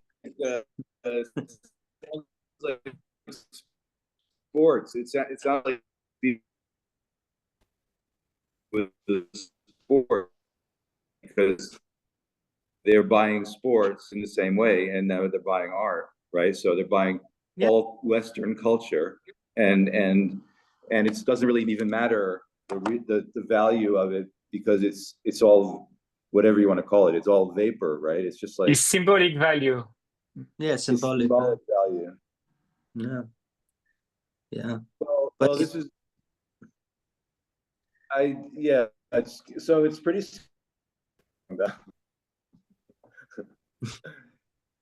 So you think Art Basel is a front? It's a fake. It's a front. I mean, a front. A front is a better. Actually, a front.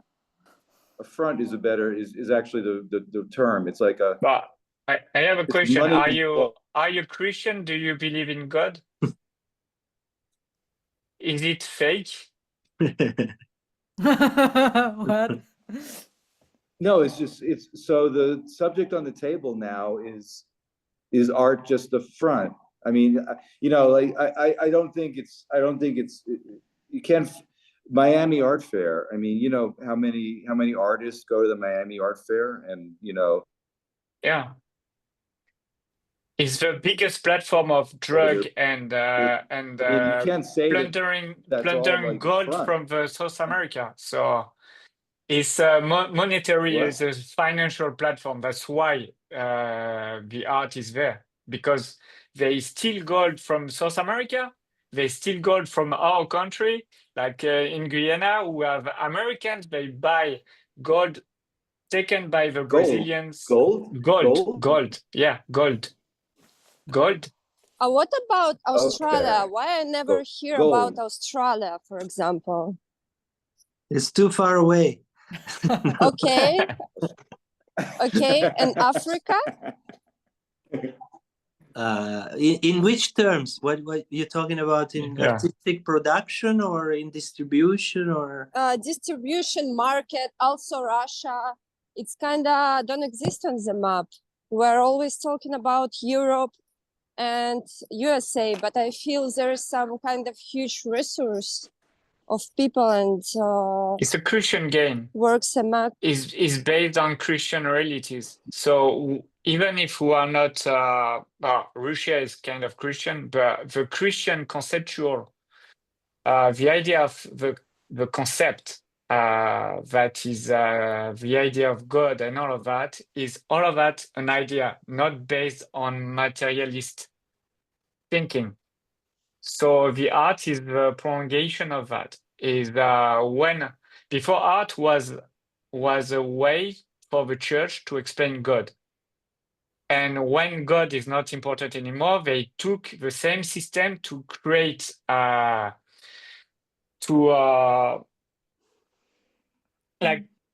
for contemporary art. I'm telling it's the same system. I have to to elevate the idea in a way that normal people cannot touch, like a God, like Christian conceptuality.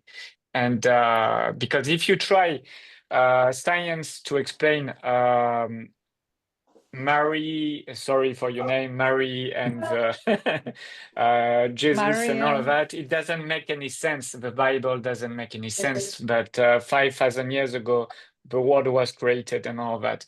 So it is all about the idea, and that's why it cannot work. It's before, let's say, after the Second World War, and let's say so there was the expansion of the US, and then after the Berlin Wall was destroyed, we stayed. There is no history anymore, and this is the origin of contemporary art. Let's say it's like everything. Everybody will think the same way in the world. Okay. There will be nobody minds. only one way to think, and there won't be any war. Everything will be good, and that's why I was talking with an art historian in Portugal. I told you, art, you think when the countries that we begin to split, like China is going its own way, Russia is going its own way, you can see the internet is not the same. Before, we couldn't think about that. We thought there would be one global internet, one global art, but no, it's splitting. And this is the Western idea. And Western people, they, like me, or the few, most of it, because most of them, they think their idea is what everybody thinks. Yeah, it's the end of history. I mean, that was you saying, was Fukuyama, the end of history, Like always a Western democratic neoliberal system. But actually, then it's coming back, that we are at the end of it. History is coming back, and quite violently. Yeah. And where is the start? When is the start? Well, yesterday. In Europe, it started with Ukraine invasion. I mean, it started before, but I would say 2007, 2008. Yeah. 2007, peak 2008 oil. is the peak oil, is when the access to resources was touching a ceiling, and then now in the world we cannot, let's say, we spend more in money, but we cannot use more energy because we cannot extract more oil. And now, for example, in France, I know In France, before we had the equivalent of 600 slaves per day in energy. They say if we had slaves to replace the machines, we would have 600 person working every day for free, not for free, but for the electricity bill, all the machines. When you take the car, it's the equivalent of, the horsepower, but you could say it's human power, okay? And from 2008, now in France, we have the equivalent of 550 slaves. We have less slaves. And in every country. I think Europe is going down because they have less access to resources, but the US also is going down. Everybody is going down. And that's why history is coming back, because now we have to share the resources. We have to keep the resources. We cannot go like the American way, infinite access to energy. In the People business had school, sharing. yeah, well, we call it the finite problem. Is when originally all the business calculations, all the theories of the financial market, it was all based on the idea of the resources are infinite and you can just subtract from Earth or create it from somewhere, take it from someone, and suddenly. But most people in the oops. economy still think that, huh? Well, I mean, there that's is a also problem. I lost that point. What was it? That's also why the billionaires talk about Mars, because I mean, this is very interesting because capitalism has always the need to create crisis. I mean, there's two ways to look at capitalism. It grows on crisis. The capitalist says that capitalism creates stability. Actually, the analysis of the anti-capitalist, I mean, the critical analysis is that the stability are random periods between crises. At every crisis, capitalism reinvents itself, but for doing that, it needs to colonize new markets, open these new markets, and make it not competitive for the people where it opens that in order to keep extracting. So for example, with the pandemic, you have Pfizer. Pfizer was the solution, and then many companies went bigger, and capitalism went well. But the problem is, when there's a crisis, the solution is using more energy. So it's finished. We cannot. The next crisis, we cannot. And this is also a good thing because war needs a lot of energy. If there's a machine that we create fusion or something and we have endless energy, we will destroy likely the world because we have when a country has no resource, it is losing the war. It cannot continue. You mean it's ending the war? Yeah. And this is maybe a good way to see how it is going on. Maybe. I mean, I was at PFL in Geneva for a conference on AI, and there was the scientist. I mean, the art part was really, on my opinion, was really bad. But everything else, the very specifics about the economics, the ecology, and the transparency was super sharp. And actually, you probably read that. I mean, Microsoft is getting a nuclear reactor to be able to make the calculations, for the models. For the servers. So actually, for data centers, a language model needs 10 times the energy of a regular model to function. And to run these big models, you need really to get to nuclear. I mean, there's different countries that are thinking of reopening nuclear plants to actually provide the energy for the calculation of the big AI models. So there is, and then the cherry on the cake is the debt, because the whole system functioned because of the debt. And the debt, especially the American debt, that is the dollar, no? And that's what's happening now. There's an attempt from the BRICS to at least weakened the dollar or manipulated it. Yeah. And the same way can be a balkanization of internet. There can be a balkanization, you know, like the director, the An Xiaomina, who directed Ai Weiwei Studios during the time that he was away. She's a researcher in everything that was media related, and she wrote an interesting paper a few years ago talking about. They asked her predictions for the future, and she was talking about balkanization of internet, like having two big, you know, like the sort of American Western one, which is like you can say whatever you want and everything is synced inside. The more like controlled Chinese one, and then Africa. Because before she mentioned Africa. Do you remember the name of that paper? Yeah, I can look it for you. I mean, it's please. the author is An Xiaomina, who's a researcher, an internet, an artist. But she was, for instance, internet. Apparently, Africa for her was one of the alternative small independent in potential. Like she's quoting two countries that I forgot that are developing their own internet.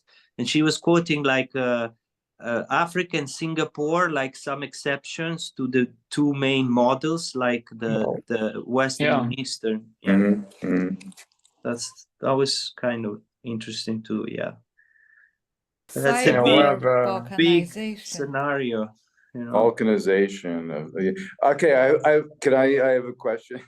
So after this is through thread back to I would love to like get your opinion, your like bottom line opinion of like, let's use the Basel Art Fair or Miami Art Fair, because this is important. This is important for an artist, you know. Okay, so now I just like from Greg and you, like bottom line, what do you actually think? Okay, let's say an art fair. You think an art fair is a completely bogus, non-existent thing? It's all a front? I mean, no, honestly, like what's like, honestly, is that what you think? The Miami Art Fair that sells booths and artists go there to exhibit their work, and this is a dream of every 20-something-year-old to have their work exhibited in an art fair. Is that completely? It's a fantasy. It doesn't exist. No, I mean, for me, no. It's not that it doesn't exist, but it's like, first of all, for the art fairs, regards the 1% of the people participating in it, all the sales are done in the pre-opening, not in the preview of the preview. So the big sales. Then the point is, who has access to that? Like, I mean, it's not that the young people go to Art Basel and explodes like it happened before in a Biennale or something like that. I just see this as perfect integrated instruments of Wall Street. So I don't think. Okay, so I'm just going to say I have a completely different view of it. Yeah. Now that I mean, it's, you know, it's not a debate. I mean, it's a very and I must say I'm not familiar with all the stuff that you guys have been talking about. It's not really my area of expertise. So it's very interesting to listen to you talk about it. And I'm sure a lot of it is actually can be very well researched and is very actual going on. On the other hand, the art fairs in terms of art and career of an artist, from my pragmatic viewpoint, is very different than what you're describing. The art fair is really the only way that an artist can enter into the real art world. Because if an artist is not exhibited, is not exchanged within the marketplace, within the art marketplace, which is the art fair globally, then the artist basically does not exist. Yeah. But I agree with that, Jeff. It's not contradictory with what we're saying. What we're saying is that first, the art fair, like when you say Miami, Basel, and Paris and Hong Kong are the same thing now. It's the same organization that runs all of them.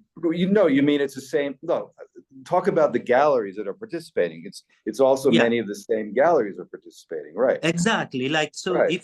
if you get out of this cloud of the top, I don't know how many are 50, 100 galleries. How many do you think? I don't know, honestly. No, well, 150 maybe.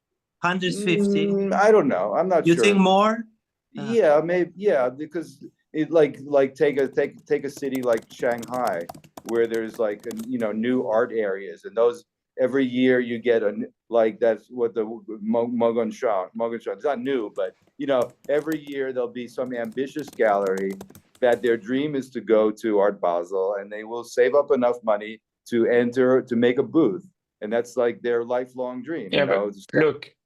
Yeah, and so the thing is the owners of the organizers of Basel, Miami, and they took also Paris. They replaced it was FIAC was it's Basel, Paris, Miami, Paris.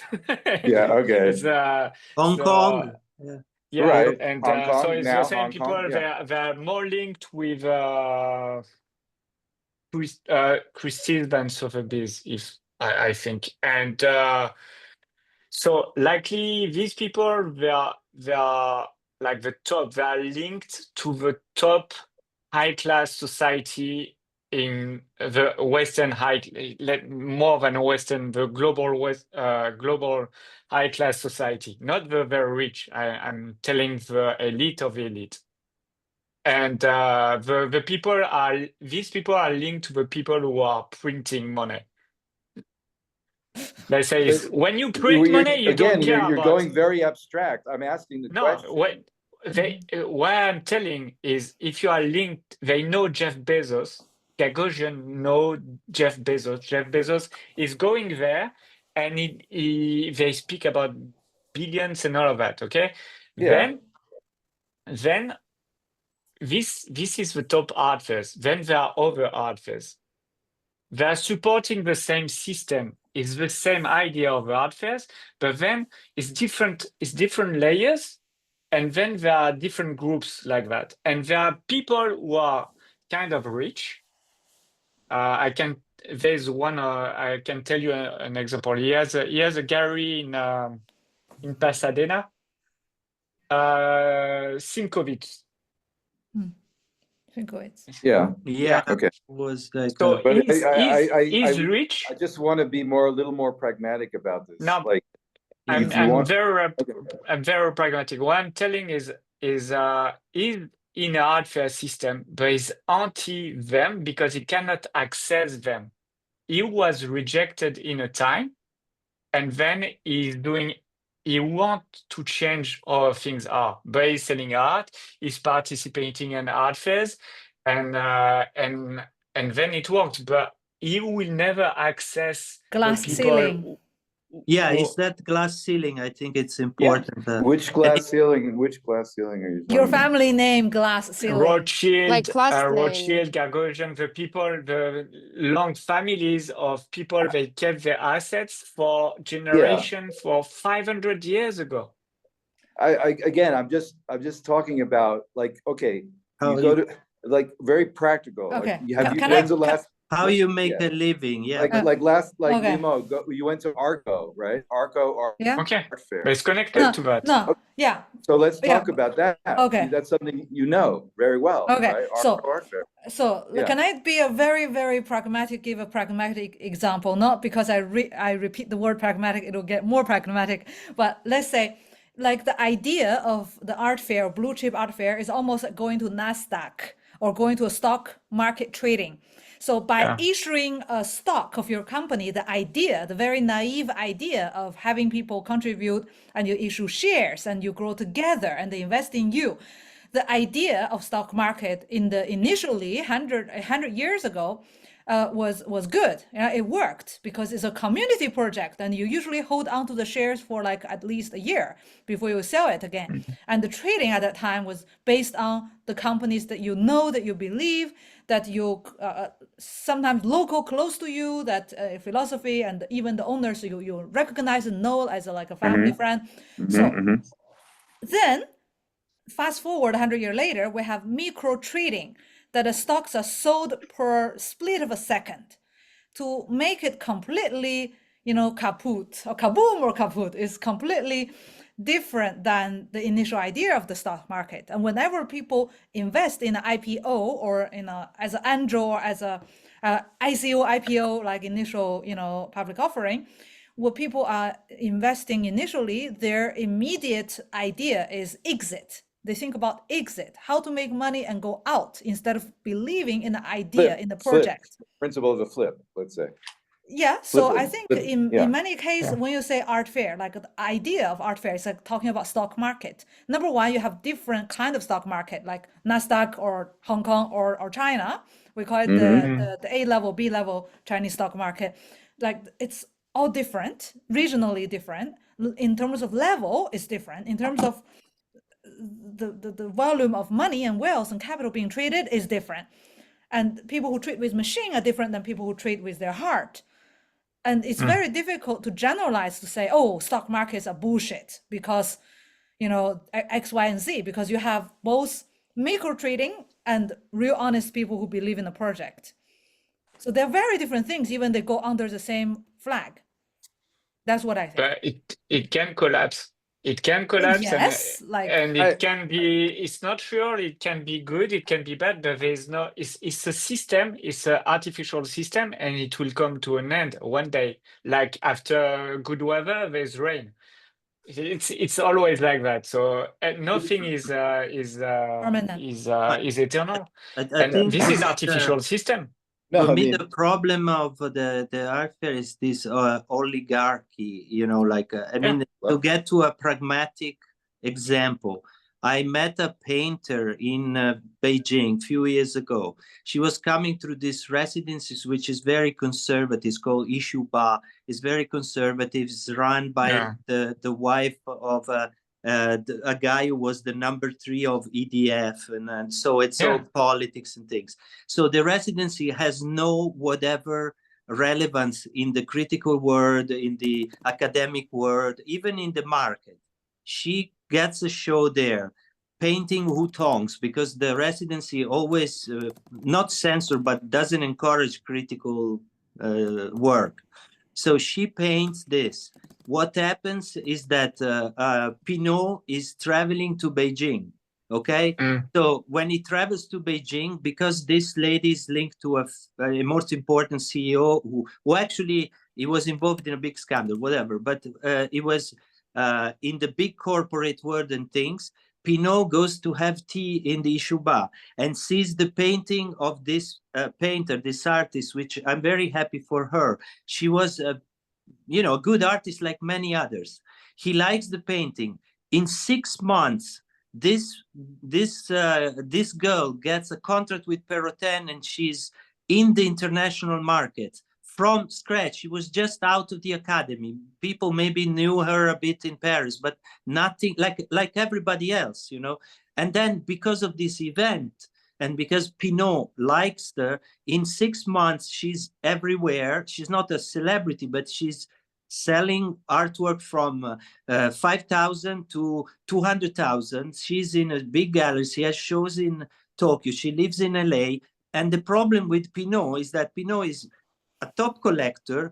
He owns Christie's, and he has participation in top galleries. So, imagine you open a restaurant with just your friends. When you make your menus, you choose who you invite. You don't need to worry about the economy, because it's something that you do for it somehow. Yeah, it serves you because it turns economically a lot of money. But you don't have to, because you decide the quality, you decide who gets in, you decide who gets not in. So what's the conclusion from this pragmatic story then? Exclusivity. that is a very exclusive club. But that's the first thing you know about the art world. Yes. No, but but it yeah. will not be the last thing. No, maybe look. It's the there first were thing you know. It's only Yeah. who you know, and it's who favors your work. We know that, right? But I mean, it was always exclusive. But like when I started in 1995, whatever, in Milan, for every level of money spending, I'm saying from 5,000 to 10,000 to 15,000, you had an exclusive community of collectors that were not speculating. They were working with the gallery. The gallery were working with 10 artists, not 25. The collectors were just supporting art. Of course, in the back of the mind, they were hoping that the guy becomes Picasso, but it was not the first thought. Right. So Okay. there were sustainable models at every level, and every economic level of spending. Since more money got in, and the art financial system is bigger and bigger, it got more and more exclusive, and all those people who were supporting the arts, they drop out because either they don't want to be identified with that system because they don't belong, or either because they, the whole thing doesn't make too much sense. So I'm exaggerating because I don't have friends who run galleries and who rent booths. I only have one old friend who's involved in an art fair. I don't really know the facts of the matter. I can't really, what would we say? I can't do the forensic analysis because I don't actually know. Do you have friends that run galleries or that or rent space at art fair, rent booths? Do you? Yeah. Okay. Well, so I don't know. I mean, they have their own, it's like microcosm from macrocosm. The details are important. Like, in Madrid, I mean, you could do an analysis. I mean, galleries in Madrid that rent booths at the art fair, and you would have to look at their tally sheet. Like, they rent the booth, they sell some art. Do the artists get a cut? I mean, you're not saying that this whole economics ecosystem is fraudulent. It still is going on now every year. No. I mean, I don't think it's fraudulent in itself. I'm not making the same point about a front. I'm saying that we can only have another conversation about this if we bring some actual tally sheets to the table, and we know, like your story. Okay, but other, there's other stories. So this story about her from nothing showing in Periton.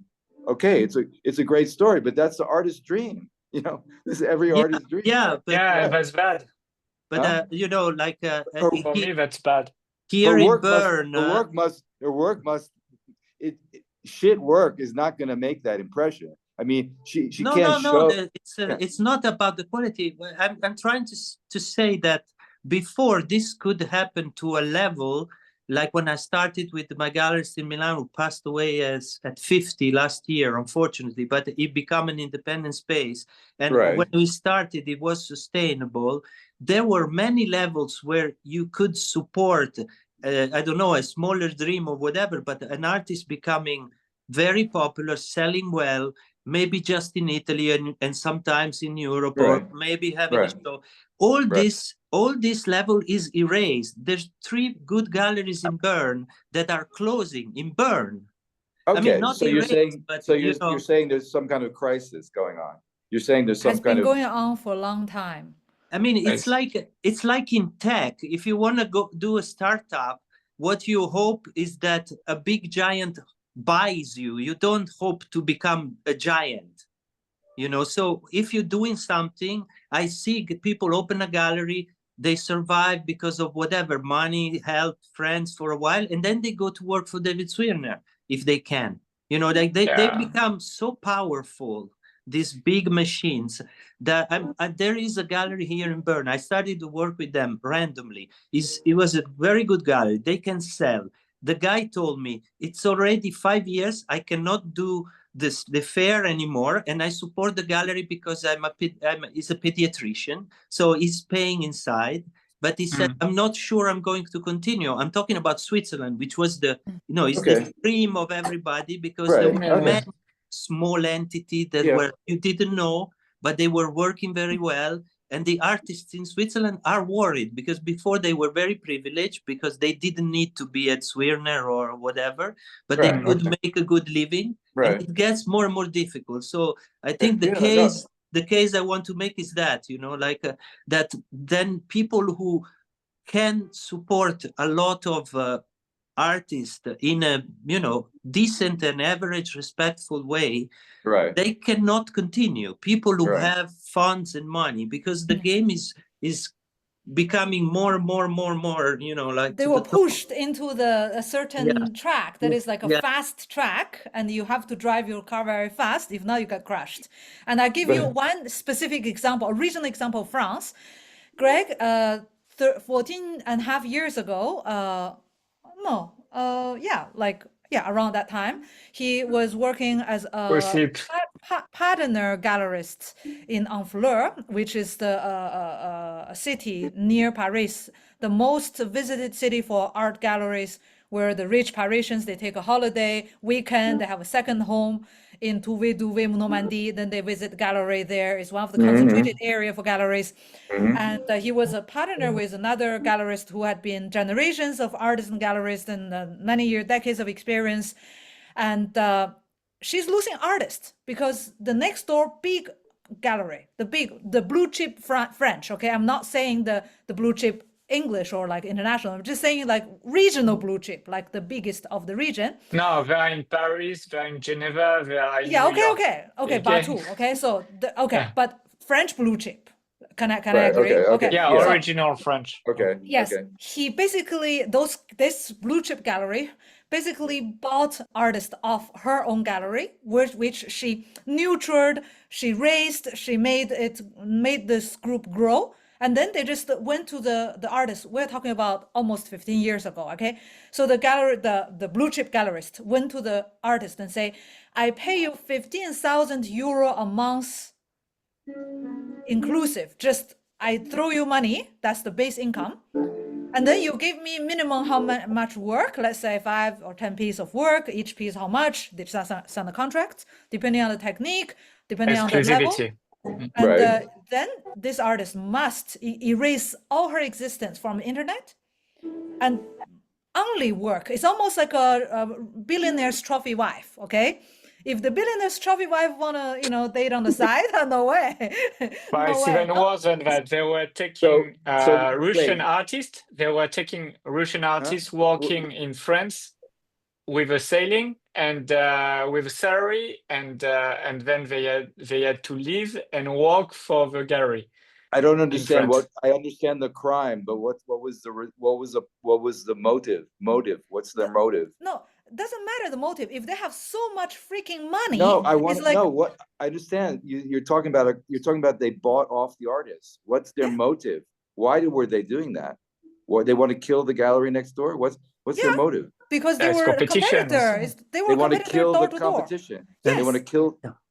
Yes. Yeah, I mean, the model it's really like cannibalistic. I mean, you can look at how business works. So 2 weeks ago, sorry, you're telling this story of Greg was partner in the gallery, in the smaller gallery. Yes, in the smaller gallery. Unfortunately. So they killed the smaller gallery, basically. It was worse and worse, but the final thing that killed the gallery was the colon cancer of the founder. Okay. Yeah, so it was taking the artist. But it was not killing the gallery. Did the crime actually work? Like they achieved their goal, their motive? Yes, because the gallery closed. But what about the artists that were getting paid 15,000 euro a month or whatever? One artist that we know that stopped working with them because the artist was used to working with a nicer gallerist who always listened to her, nurtured her, and suddenly it's like, you were someone's princess, and suddenly you became their trophy wife baby doll, whatever, like this on display. Of course, and then she's not happy. I think she stopped working with Bartu, no? Like, yeah, but this I mean, art. I think that for the Yeah. person is a personal choice. If you want to become a slave and they pay you 200 for doing, it's okay. Yeah. The point is like even for the art fairs, the small and medium galleries who are try hard, they have to pay a lot to get the booths, and then which is difficult to even get even if you have while the big galleries don't pay the booths because the fair needs to have them in order to be a big fair. So the game is so rigged in a way that it's like you're always competing, and even at the top, I read 2 weeks ago that Nan Golding dropped Marian Goodman. That was my dream gallery when I was young. It is the gallery dropped Marian Goodman for Gagosian. So even at that level, it means that Gagosian can kill Goodman. Sperone stopped the gallery because, I mean, Gian Enzo Sperone closed the gallery, turned into a foundation. Even some big galleries that worked more traditionally, I don't know if it's ethically or not. I don't want to bring a judgment. It's more an observation. They drop out, you know. Yeah, you're. I mean, if you have facts, you're stating facts. I always like facts, and I think I have not been paying attention to the formal art world. Like I did not know that Sperone, a gallery like Sperone it is not worth it to, So I like these facts. It's always interesting, but I have a feeling in the art world. I don't think that you can just make a blanket statement because it's like pop music, art is insatiable. It's like it's always it's like saying New York is done, New York isn't what it was, but each kid that comes into New York as a 17-year-old is just thinking that he's going to make it big, and maybe he becomes Billie Eilish, It's not New York is done. It's Art Basel is done for you. that's the whole different thing. Yeah, you are done for it. You are done for Art Basel. That's not what New York is done or not. It's Greg? Yeah. I do have a question for you. What kind of the next step for your what is the next goal for your gallery? Do you have? What are you trying to achieve? Yeah, we don't have a white box gallery, but you mean the project.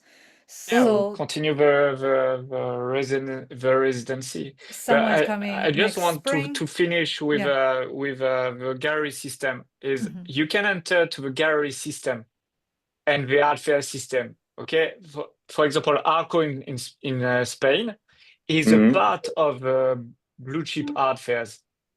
But the smallest of them all. But then there are many other art fairs. There are more local art fairs. If you think local, you can enter a system and it works. There are local galleries, and I'm sorry, the galleries, they deserve what they get, because most of the time they are really bad in business and communication.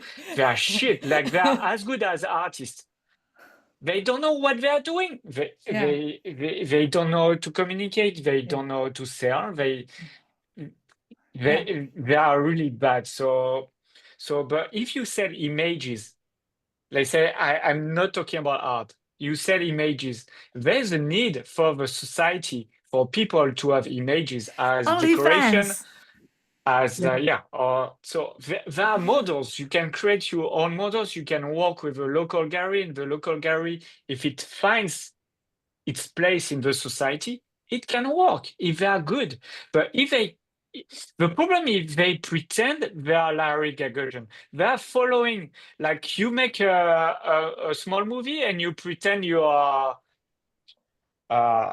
Hollywood filmmaker, but that's okay. Yeah, Hollywood filmmaker. No, like, because it doesn't work. It doesn't work. I would say it's worse. It's like when you don't take steroids, you don't take drugs, and you want to be a professional bodybuilder. It's almost no way. Yeah, exactly. I mean, just like if everybody plays on drugs and you don't, there's no way. Like, do you know what was considered last year the basic price for a young growing artist in Basel? for work. I mean, no average. It was just a general statistic, but they were saying like there's new money, you know, all these crypto guys. 30,000, I don't know. 250,000. Yeah, exactly. Okay. I mean, this is like for starting, you know, like. Yeah. The thing is, it's a global system. So the financial economy works globally and at the cost of the local economy. Yeah, that. So the thing is, if as an artist you want to follow this thing, you're a threat to the country you are living in. If you want to sell images locally and you want to make your own system, don't think globally, because the global system, you cannot reach it, or you have to play the Great Gatsby. You have to try to Great go Gatsby? in. The Great Gatsby? Yeah, Great Gatsby, sorry. Okay. So I was right, love. It's not the Gatsby, it's Gatsby. Gatsby. Great I always, Gatsby. Gatsby. No, Gatsby. you always told me say it's the Gatsby. Gatsby. Yeah. You mean no, you Gatsby don't is come in from the side like as a grifter. You have or to something, you right? have to go like that, and the Right, chances right, are very, very low. Right, not like Okay, this. Yeah. there's Okay. one case. There's you know the Patrick Dry. I don't know. Patrick Dry is a French, so he's born in New York. He's born in Morocco or Algeria.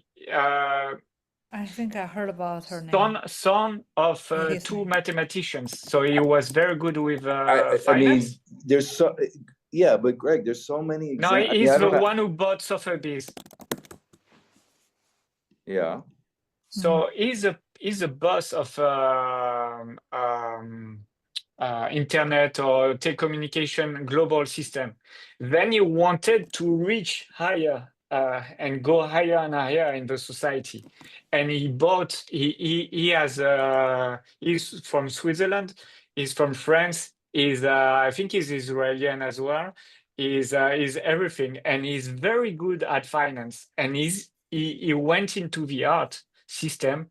He Recently, capitalized 2019. yeah, but then even him, he made the glass ceiling. So now he's going down hard because he tried, but he's not born in that game. And how smart he is, but no, he's going down. He's attacked from every side, and he's going down. So what I mean is, you as an artist, why? Because now the economy is going down slowly but surely. The finance is going down surely. It's not going higher like before in the 80s. So it's even becoming more difficult. So I think locally, sell locally, find interest locally, and try to be a part of a society you are living in. And don't as an consider artist. yourself as an artist. No, For me- you could say you are an artist. You don't have to. Yeah, you are And making images.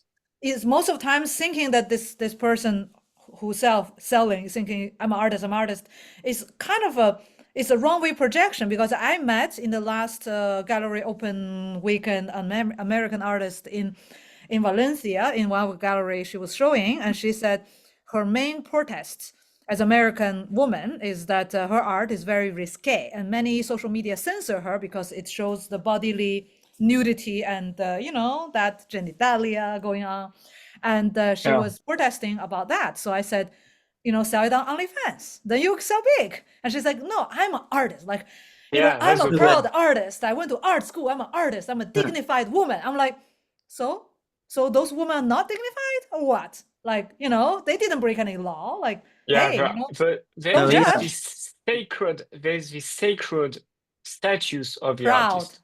Yeah, I mean, sacred. It's sacred. That has been. It's important that it's questioned in any ways. Also, because today there's people are producing images every day. So even a person who has no education, after 3 years that takes pictures, has that's a whole nother subject. Yeah. Has the same. So the sacred idea of the artist has to be dismantled.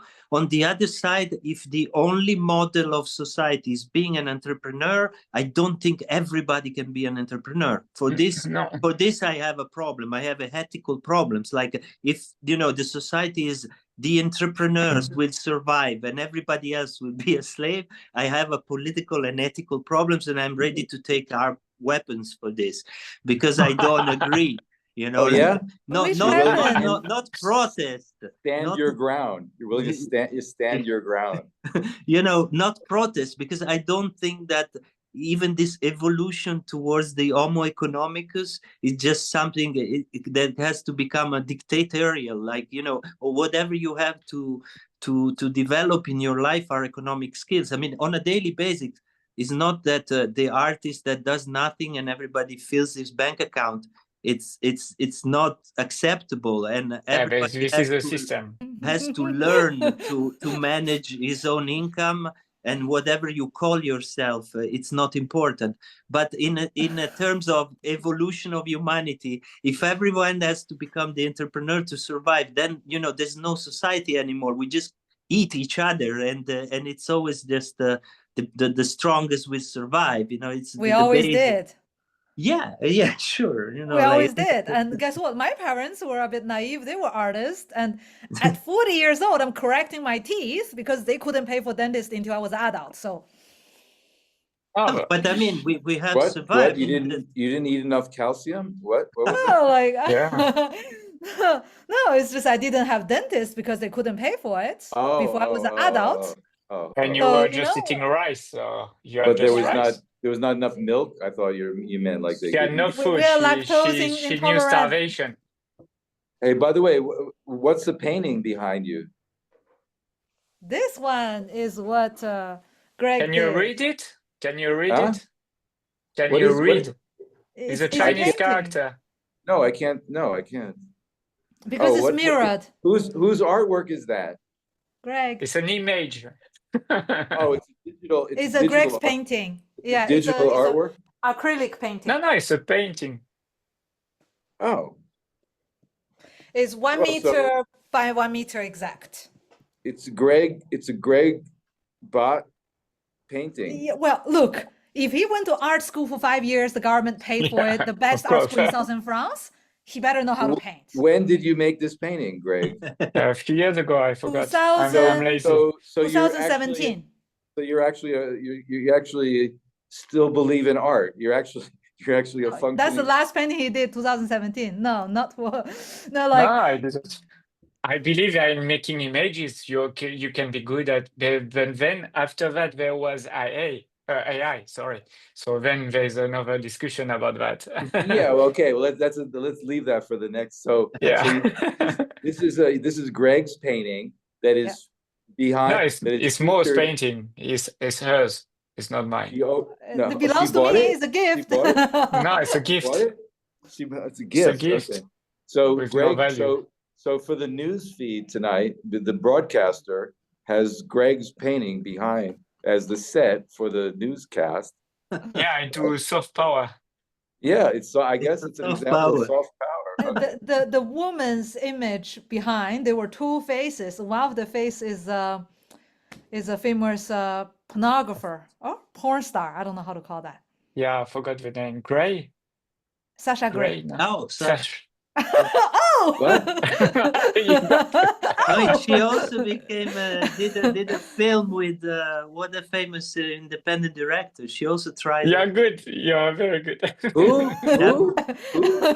Definitely. Yeah, she went viral online for Yeah, she reading got a meme. children's.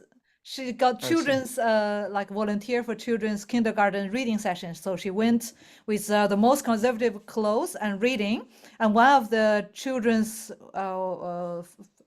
father recognized her and filed a complaint. Okay. So she went viral, and then everybody was like, "But how did you know her? Why would you know her, right? In the first place?" You're right. Where did this happen? Where did this Yeah. happen? In the States, in where? In the States? Yeah, Oh. she's an American What's her woman. name? She's American. Sasha Sasha Grey. Grey. I don't know this story. She, Okay. she also starred in Steven Sasha Grey. Soderbergh movie. Yeah, So yeah. yeah. Right. And she did right. it for So passion. the big takeaway for the story is that they say, well, why would you recognize her? Sasha Grey. Oh. Oh yeah. Uh-oh, Yeah. Ah. Yeah, no, it's an image of some icons, right? So we don't I'm not judge. okay. I don't. So you're saying there's two faces mashed up like collage? Yep, yep. Okay. Yeah. Meshed up in Photoshop. Then he basically does a mock-up before painting. Okay. Well, I'm happy to see a work of art there on the wall from Greg, who's been It's a dissing painting. art for the past 2 hours. So you actually, we're actually exhibiting your art. You're it's kind of depressive sometimes to talk about life and No, stuff. You know, I was like, that- oh, you know, we're all gonna die. This- It's a this proves- problem. And he said, no, it's a solution. You know, this kind of This like proves my sometimes- theory. This proves my theory about human beings is we're always doing two things opposite from each other at the same time. So you're pretending, acting optimistically and thinking pessimistically, or reverse. or in this case, talking shit about art. Meanwhile, your painting is there on the wall. Obviously, has some beauty to it and some value. So everything we've been talking about is actually. I'm not talking shit about art. I'm talking shit about how the system works, and the financial system is shit, and the art system is just an extension of it. So it's kind of mediocre talking to try to change art system, because the financial system needs to be changed, and who we are to try to change it. Guess what? We have a common friend who witnessed our wedding in Australia, who wrote a book and who is trying to go against the system of money. He wants to abolish money from the world, okay? Yeah, they good luck. tried already with communism. Yeah, so I'm just saying that it's not so easy. Even if you criticize, you have alternative systems, but to change it from inside, from outside, with bloodshed, without bloodshed, it's almost no way for me. So the only way for me to succeed, like to see this like glorious path and succeed in the art world, is I better kill myself and reborn, and next time try not to be born in China or India. So well, no, I mean, this for me, maybe people would do art for other reasons, you know, like, I've lost any faith in art. I keep making traditional drawings, paintings, you know, not that. My criticism is just to how you would use all these people knowledge, all the new people who graduate every year. They're more sophisticated, they don't know more, they have enthusiasm, they have to, you know, like they propose something to the world that has a value, and it's the financial system, it's making many of them dropping out or lose confidence, or lose faith, you know. I understand, but as old as you couldn't lose faith. All that I also see is every generation there's new talent, you know. Sure. and it's a nature, you know. It's like what that line from Jurassic Park, you know, like nature will find a way, you know? Yeah, but I mean, for sure that will happen, but this is another topic for discussion. But when I started, I had the feeling, for instance, that if you were not in certain places, you could tell the difference from the work, from the edginess, because there were places. It was New York, it was, you know, in different ages. But right now you can be everywhere, and through the internet you can have art education, and you bring a very good content. Anytime I had a group of master people or doc students visiting the projects, and they show me their work, if I have to choose which are the best, I have more problems than 30 years ago, because I found most of them are very good. They're not very bad, they're very good. So the fact that then maybe only 1 or not 5,000 gets to have a decent life, I found it very unfair. So I think that's a lot of input of very high quality talent, that it's multiplicated, because now the talent in art is not just in Paris, in New York, in London, but it's everywhere in the world. And how can we make these people not, you know, it's like, I don't know, it's like when what's his name? The Bernie Sanders says that maybe the billionaire is a problem, is an anomaly, you know, like in the sense that you don't have to just limit it the possibility to thrive at a bigger level, you know, like if more people would buy art, if the prices were more affordable and more people can survive through art, that would be more interesting for society. It's probably silly, the idealistic, but it's not. I have never lost the faith in art. I think even if you don't sell it and if you practice all your life, it will do something to you and to the people around you. I truly believe this. But it's a pity that we're thinking about having all this rationality about, you know, thinking, and in the end what we're doing is like edging on a nuclear war and you know, creating these oligarchies that you know, it's not even a conspiracy.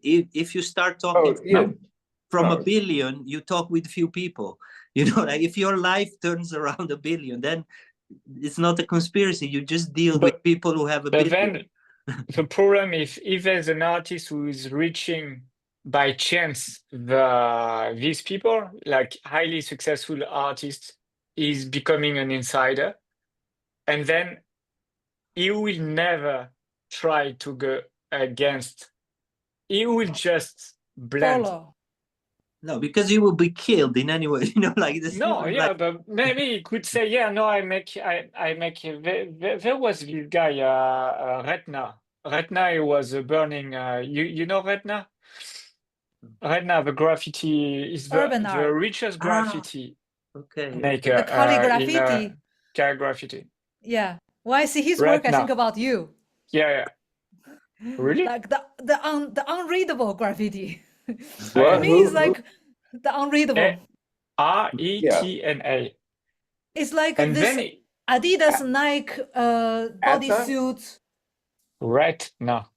Right. Okay, I don't know, but yeah. Okay, well, it's no, very rich, but they could say, oh yeah, like he could say, I'm creating a community of artists in Portugal, and I will share my benefits, and I will. Yeah, it will never happen. Nobody is splitting.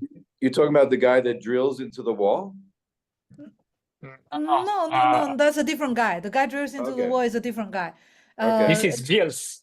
Yeah. Vils. That's Vils. Yeah. That's Vils who drills. Retna is like this, like a stick type block figures that are printed. His name is Retina. His tag name is Retina. Oh, yeah, his tag name is Retna. Okay. You see it in all the fashion like prints. A lot of textile. They're using it as a backdrop. You're talking about it's design. It's influential. It's also influential. Yeah. He got a lot of brand deals, money from that as well. Okay, well, that's a perfect example of new generations, or I don't know how old he is, but no, he's old, and he lost access to galleries in New York. He burnt a gallery.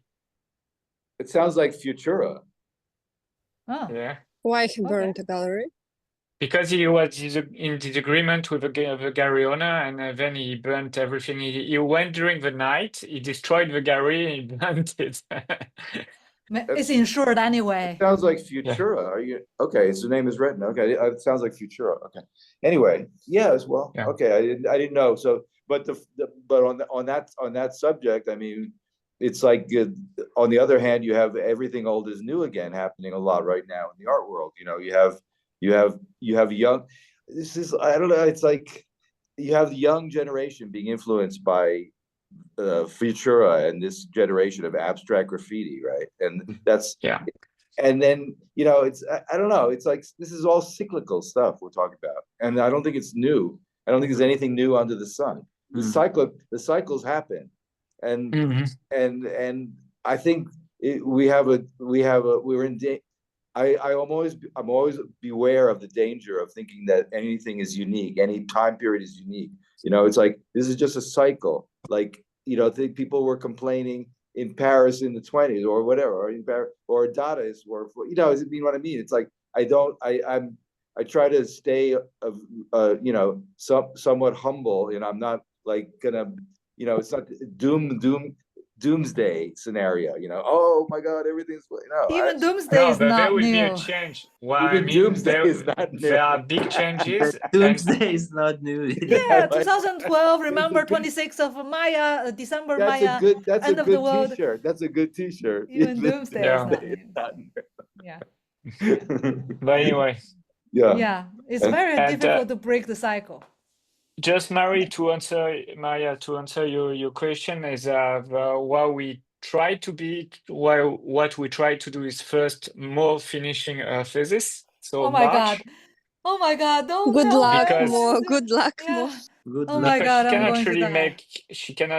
we cannot really make content together because she has to make content for the academics. I try to read these 3 books Okay. tonight and write a new chapter. You always have So- books to read. Hey, I see what I Every should just time I move see a you. lot. I should just Oh, move yeah? a lot. Yeah, so That's good for your blood circulation. And we then- should Some invite less cardio. artists. Like, guys, are you like want to leave like a gallery, or you just want go up as a No, gallery? the thing or is, just- you cannot be of critical thinking on On their you can soil. try something from the inside. Like you can try to make a gallery, try to enter the art world, and then try to change it. Okay, but this is not our goal. Our goal, I think, is to have a critical thinking on the system, how it is actual, how it is working now, and try to be neutral. So we cannot enter, because if we want to say to an art fair they are making shit, we can say that. So we don't want to be intermediate. We don't want to profit from this system, because we want to be free of telling when it's good and when it's bad. We But you want still to be can neutral. participate and say that No, shit. no, That's no, not how it works. no. You should to be submissive No, when you you do go. one mistake, you're out. Okay. So you cannot you have to behave if you want to enter the art world. If there are codes, there are things, and there are things to follow, and you need to show dedication. You need to play the game, and this is okay. But when we are writing an article, we are making a movie. We are really neutral. This is our strength, and we want to be free. So it's the only way to do it. So we want to publish content about that, and making the residency. We want to continue the residency on that. About that, it's to help artists more to be artist producers than trying to enter. But if they try to enter the art world, we still have contacts. We still can tell how it works, and we can still advise on it, because we have a network, and they know we are outsiders, but they know we are not. They like us because we do things well. Like if we publish about them, many times we are doing it better than what they are. Not good in communication most of the time. They are not good in making movies most of the time. So even at Arco, they are pretty bad. The art fair system is pretty bad, because they are so full of themselves and so full of cocaine also, that you cannot say usually if you are from within. And so we have respect. We don't spit on them, but we tell how things work. So we want to continue the residency, maybe publishing books. But And, you do work with some of them. In Arco, you was going to. Not really work, but is we can we are collaborate. covering them. Yeah. Covering them. Okay. But if now we we don't like, we tell. we also opened a partnership proposal. We're open to collaborate with any art-related business entity Yeah, true. to, exchange, build a platform, build a community, something like that. Yeah. Mm. It's like what we try to do is really the community, is making a group that is working well, and try to push everyone in the group. Of course, even it's something I saw for example, if you have a community that is successful or a company is successful, there's always a face. There's always one person, and we say, "Oh, this is the community of this person," or "This is like the Elon Musk of." The Steve There's Jobs always of the one face, very well known, and is the most charismatic, the most aggressive, likely, but there could be a community behind. So you could create a community with one face because people, they need to identify in one person. And Mo is this kind of person. So she's very open-minded, very very kind of pretty. extravert and all of that. So it's totally okay. But behind, it could be a community of artists helping each other, pushing them, pushing each other, and thinking pragmatically. And it's what we want to do. Yeah. Okay, thank you for With galleries answering. as well. With galleries as well. Some galleries they are totally okay. Art fairs, some they are okay. They are following the art world system, but they are not really considered in the game. There are some art fairs they are thinking locally. There's hybrid one art art fair that does in hybrid, the in drawing the- room. yeah There are works on paper, figure yeah. about. And Yeah, I like things like some. that. So what I'm advising for an artist today, and I saw that on Reddit. There's one guy, he was telling, yeah, I was selling my art so high, but then I got bashed because I did the wrong thing. So know what I'm doing, because I'm quite good at what I'm doing. I write the hours I spend on the painting, and I justify my price by hours, like anybody in the world. Yeah. And then people, they pay. They say, "Oh, wow, is cool." And you don't need anybody to do that. You can work with galleries. Galleries, they spend an amount of work to communicate. They pay the walls and all that, and they can also add up the amount of hours. Without changing the financial system, you can work and sell. Can I say it's a perfect segue back to the social practice? So now you're talking work by the hour. That's a very nice metaphor, and it goes back. And it's respectful. It's respectful to the customer. The proof of work, it can be like literally by hour, but also can be by the provable work, like to be an academic. And Greg always call it academician. That sounds like a technician, which is cute. From the French. So, to be the academician, you do the proof of work by postdoctorate stays, residency stays, the books published, even literature reviews, the books that you read. This is the history. This is different. This is like Picasso. He does a 5-second drawing, and then he tells me, I'm selling 50 years of work. It's not that I'm telling. It's the hours you spend. Yeah. Like literature review, when you are a young academician, the first thing you publish is a literature review. That means you have to read, let's say, 30 books thoroughly, inside and out, and then you make a review of what you've read. So that's like to say, I clock in my hour. I've covered my ground, and I've done my basics, which is also going to art school. Having an MFA is also a way to prove that you have worked and you will obey the basic principles of the market. Is a compliance test. What is it? Compliance test? Yeah, that's what we call in China is a compliance test. It's like a we say that a lot in Chinese. Okay. It's a concept. I don't know if it's very popular. It's like maybe when you date someone, let's say a boy dates a girl, and then he tests her limits to see how far she's willing to go to accommodate him. And then you can abuse her in that relationship by knowing her limits. So compliance test is like you do your school, you get good grades, and by doing that, you are saying to the future employer or future business partner that you are a good candidate, that you will commit and you will obey. Thank you. Yeah, something like that. Okay, I think we should end.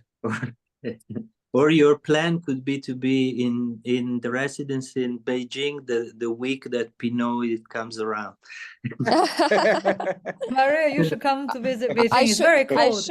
I should to check his schedule, Exactly. schedule of right people, and bring them all together on your place. Yes. It's social experiment, right? So you should Right. to a little bit make a soup Exactly. Yeah. with the right people, right moment, got timing. Yeah.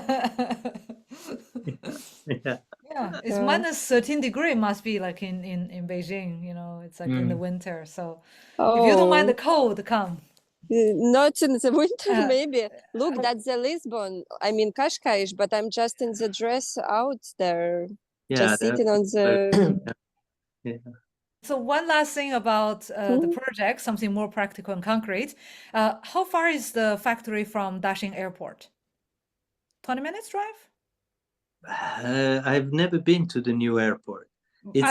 It's 30 minutes from 798, depending on the traffic. 20 to 40 minutes. Then it should be the same as the Daxing Airport then.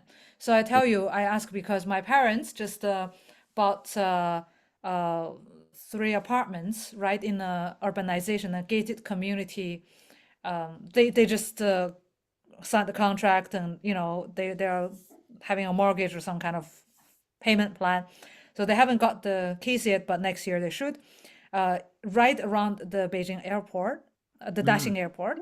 So if you are inviting artists over and they need a space, that would be great. That's handy because they will have a place to stay. Then they will have a place to work. That would be great. In the same neighborhood. I mean, Daxing, right? Daxing is that would be great. You know, like if I think, I mean, this is interesting. Like also how imagining ways to make things collaboratively and that enhance everyone. You know, like because maybe it's, you know, if probably I was lucky with this thing, but again, this thing has a limit because I've tested that it's very unlikely that you find a model where entrepreneurs who are not happen to be in the right moment, in that context, in that open-mindedness, could accept something like what I'm doing, even if there is a very boring economic model that functions. It doesn't affect,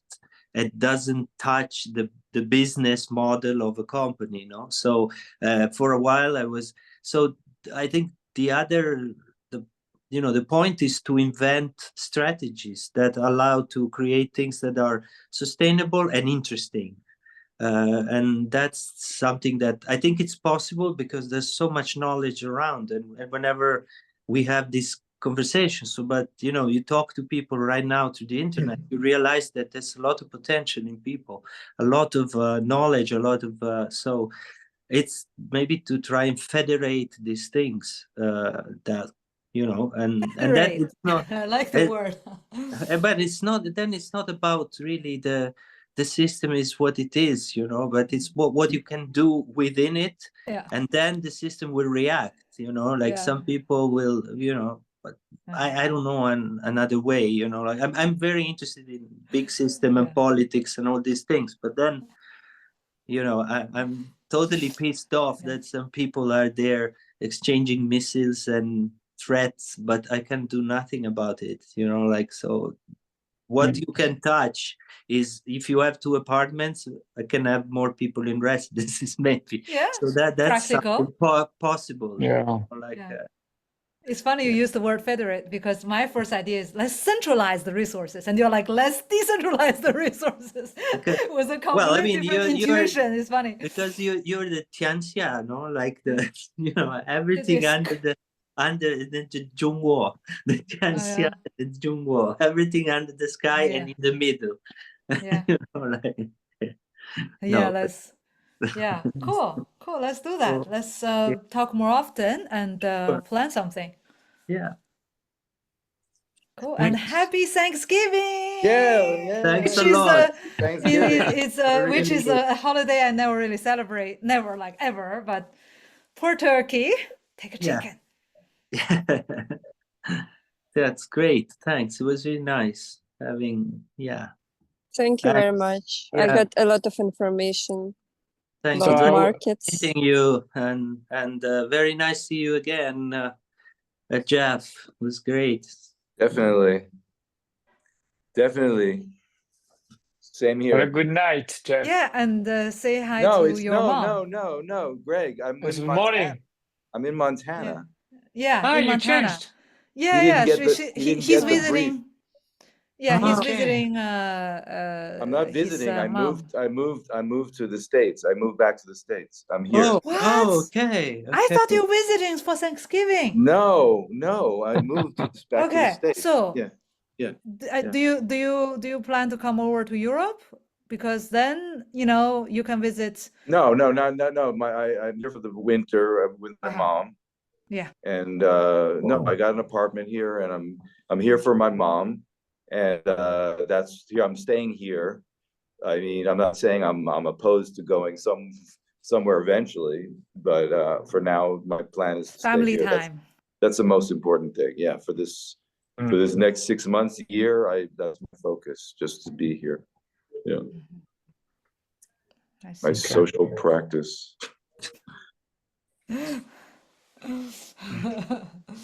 Yeah. Stay We say warm. bye-bye. Take Okay. care. Thank you very much. Yeah. Thank you. Ciao, Thank you. ciao. Thank you. Ciao, Bye-bye. ciao. Thank you a lot. Bye.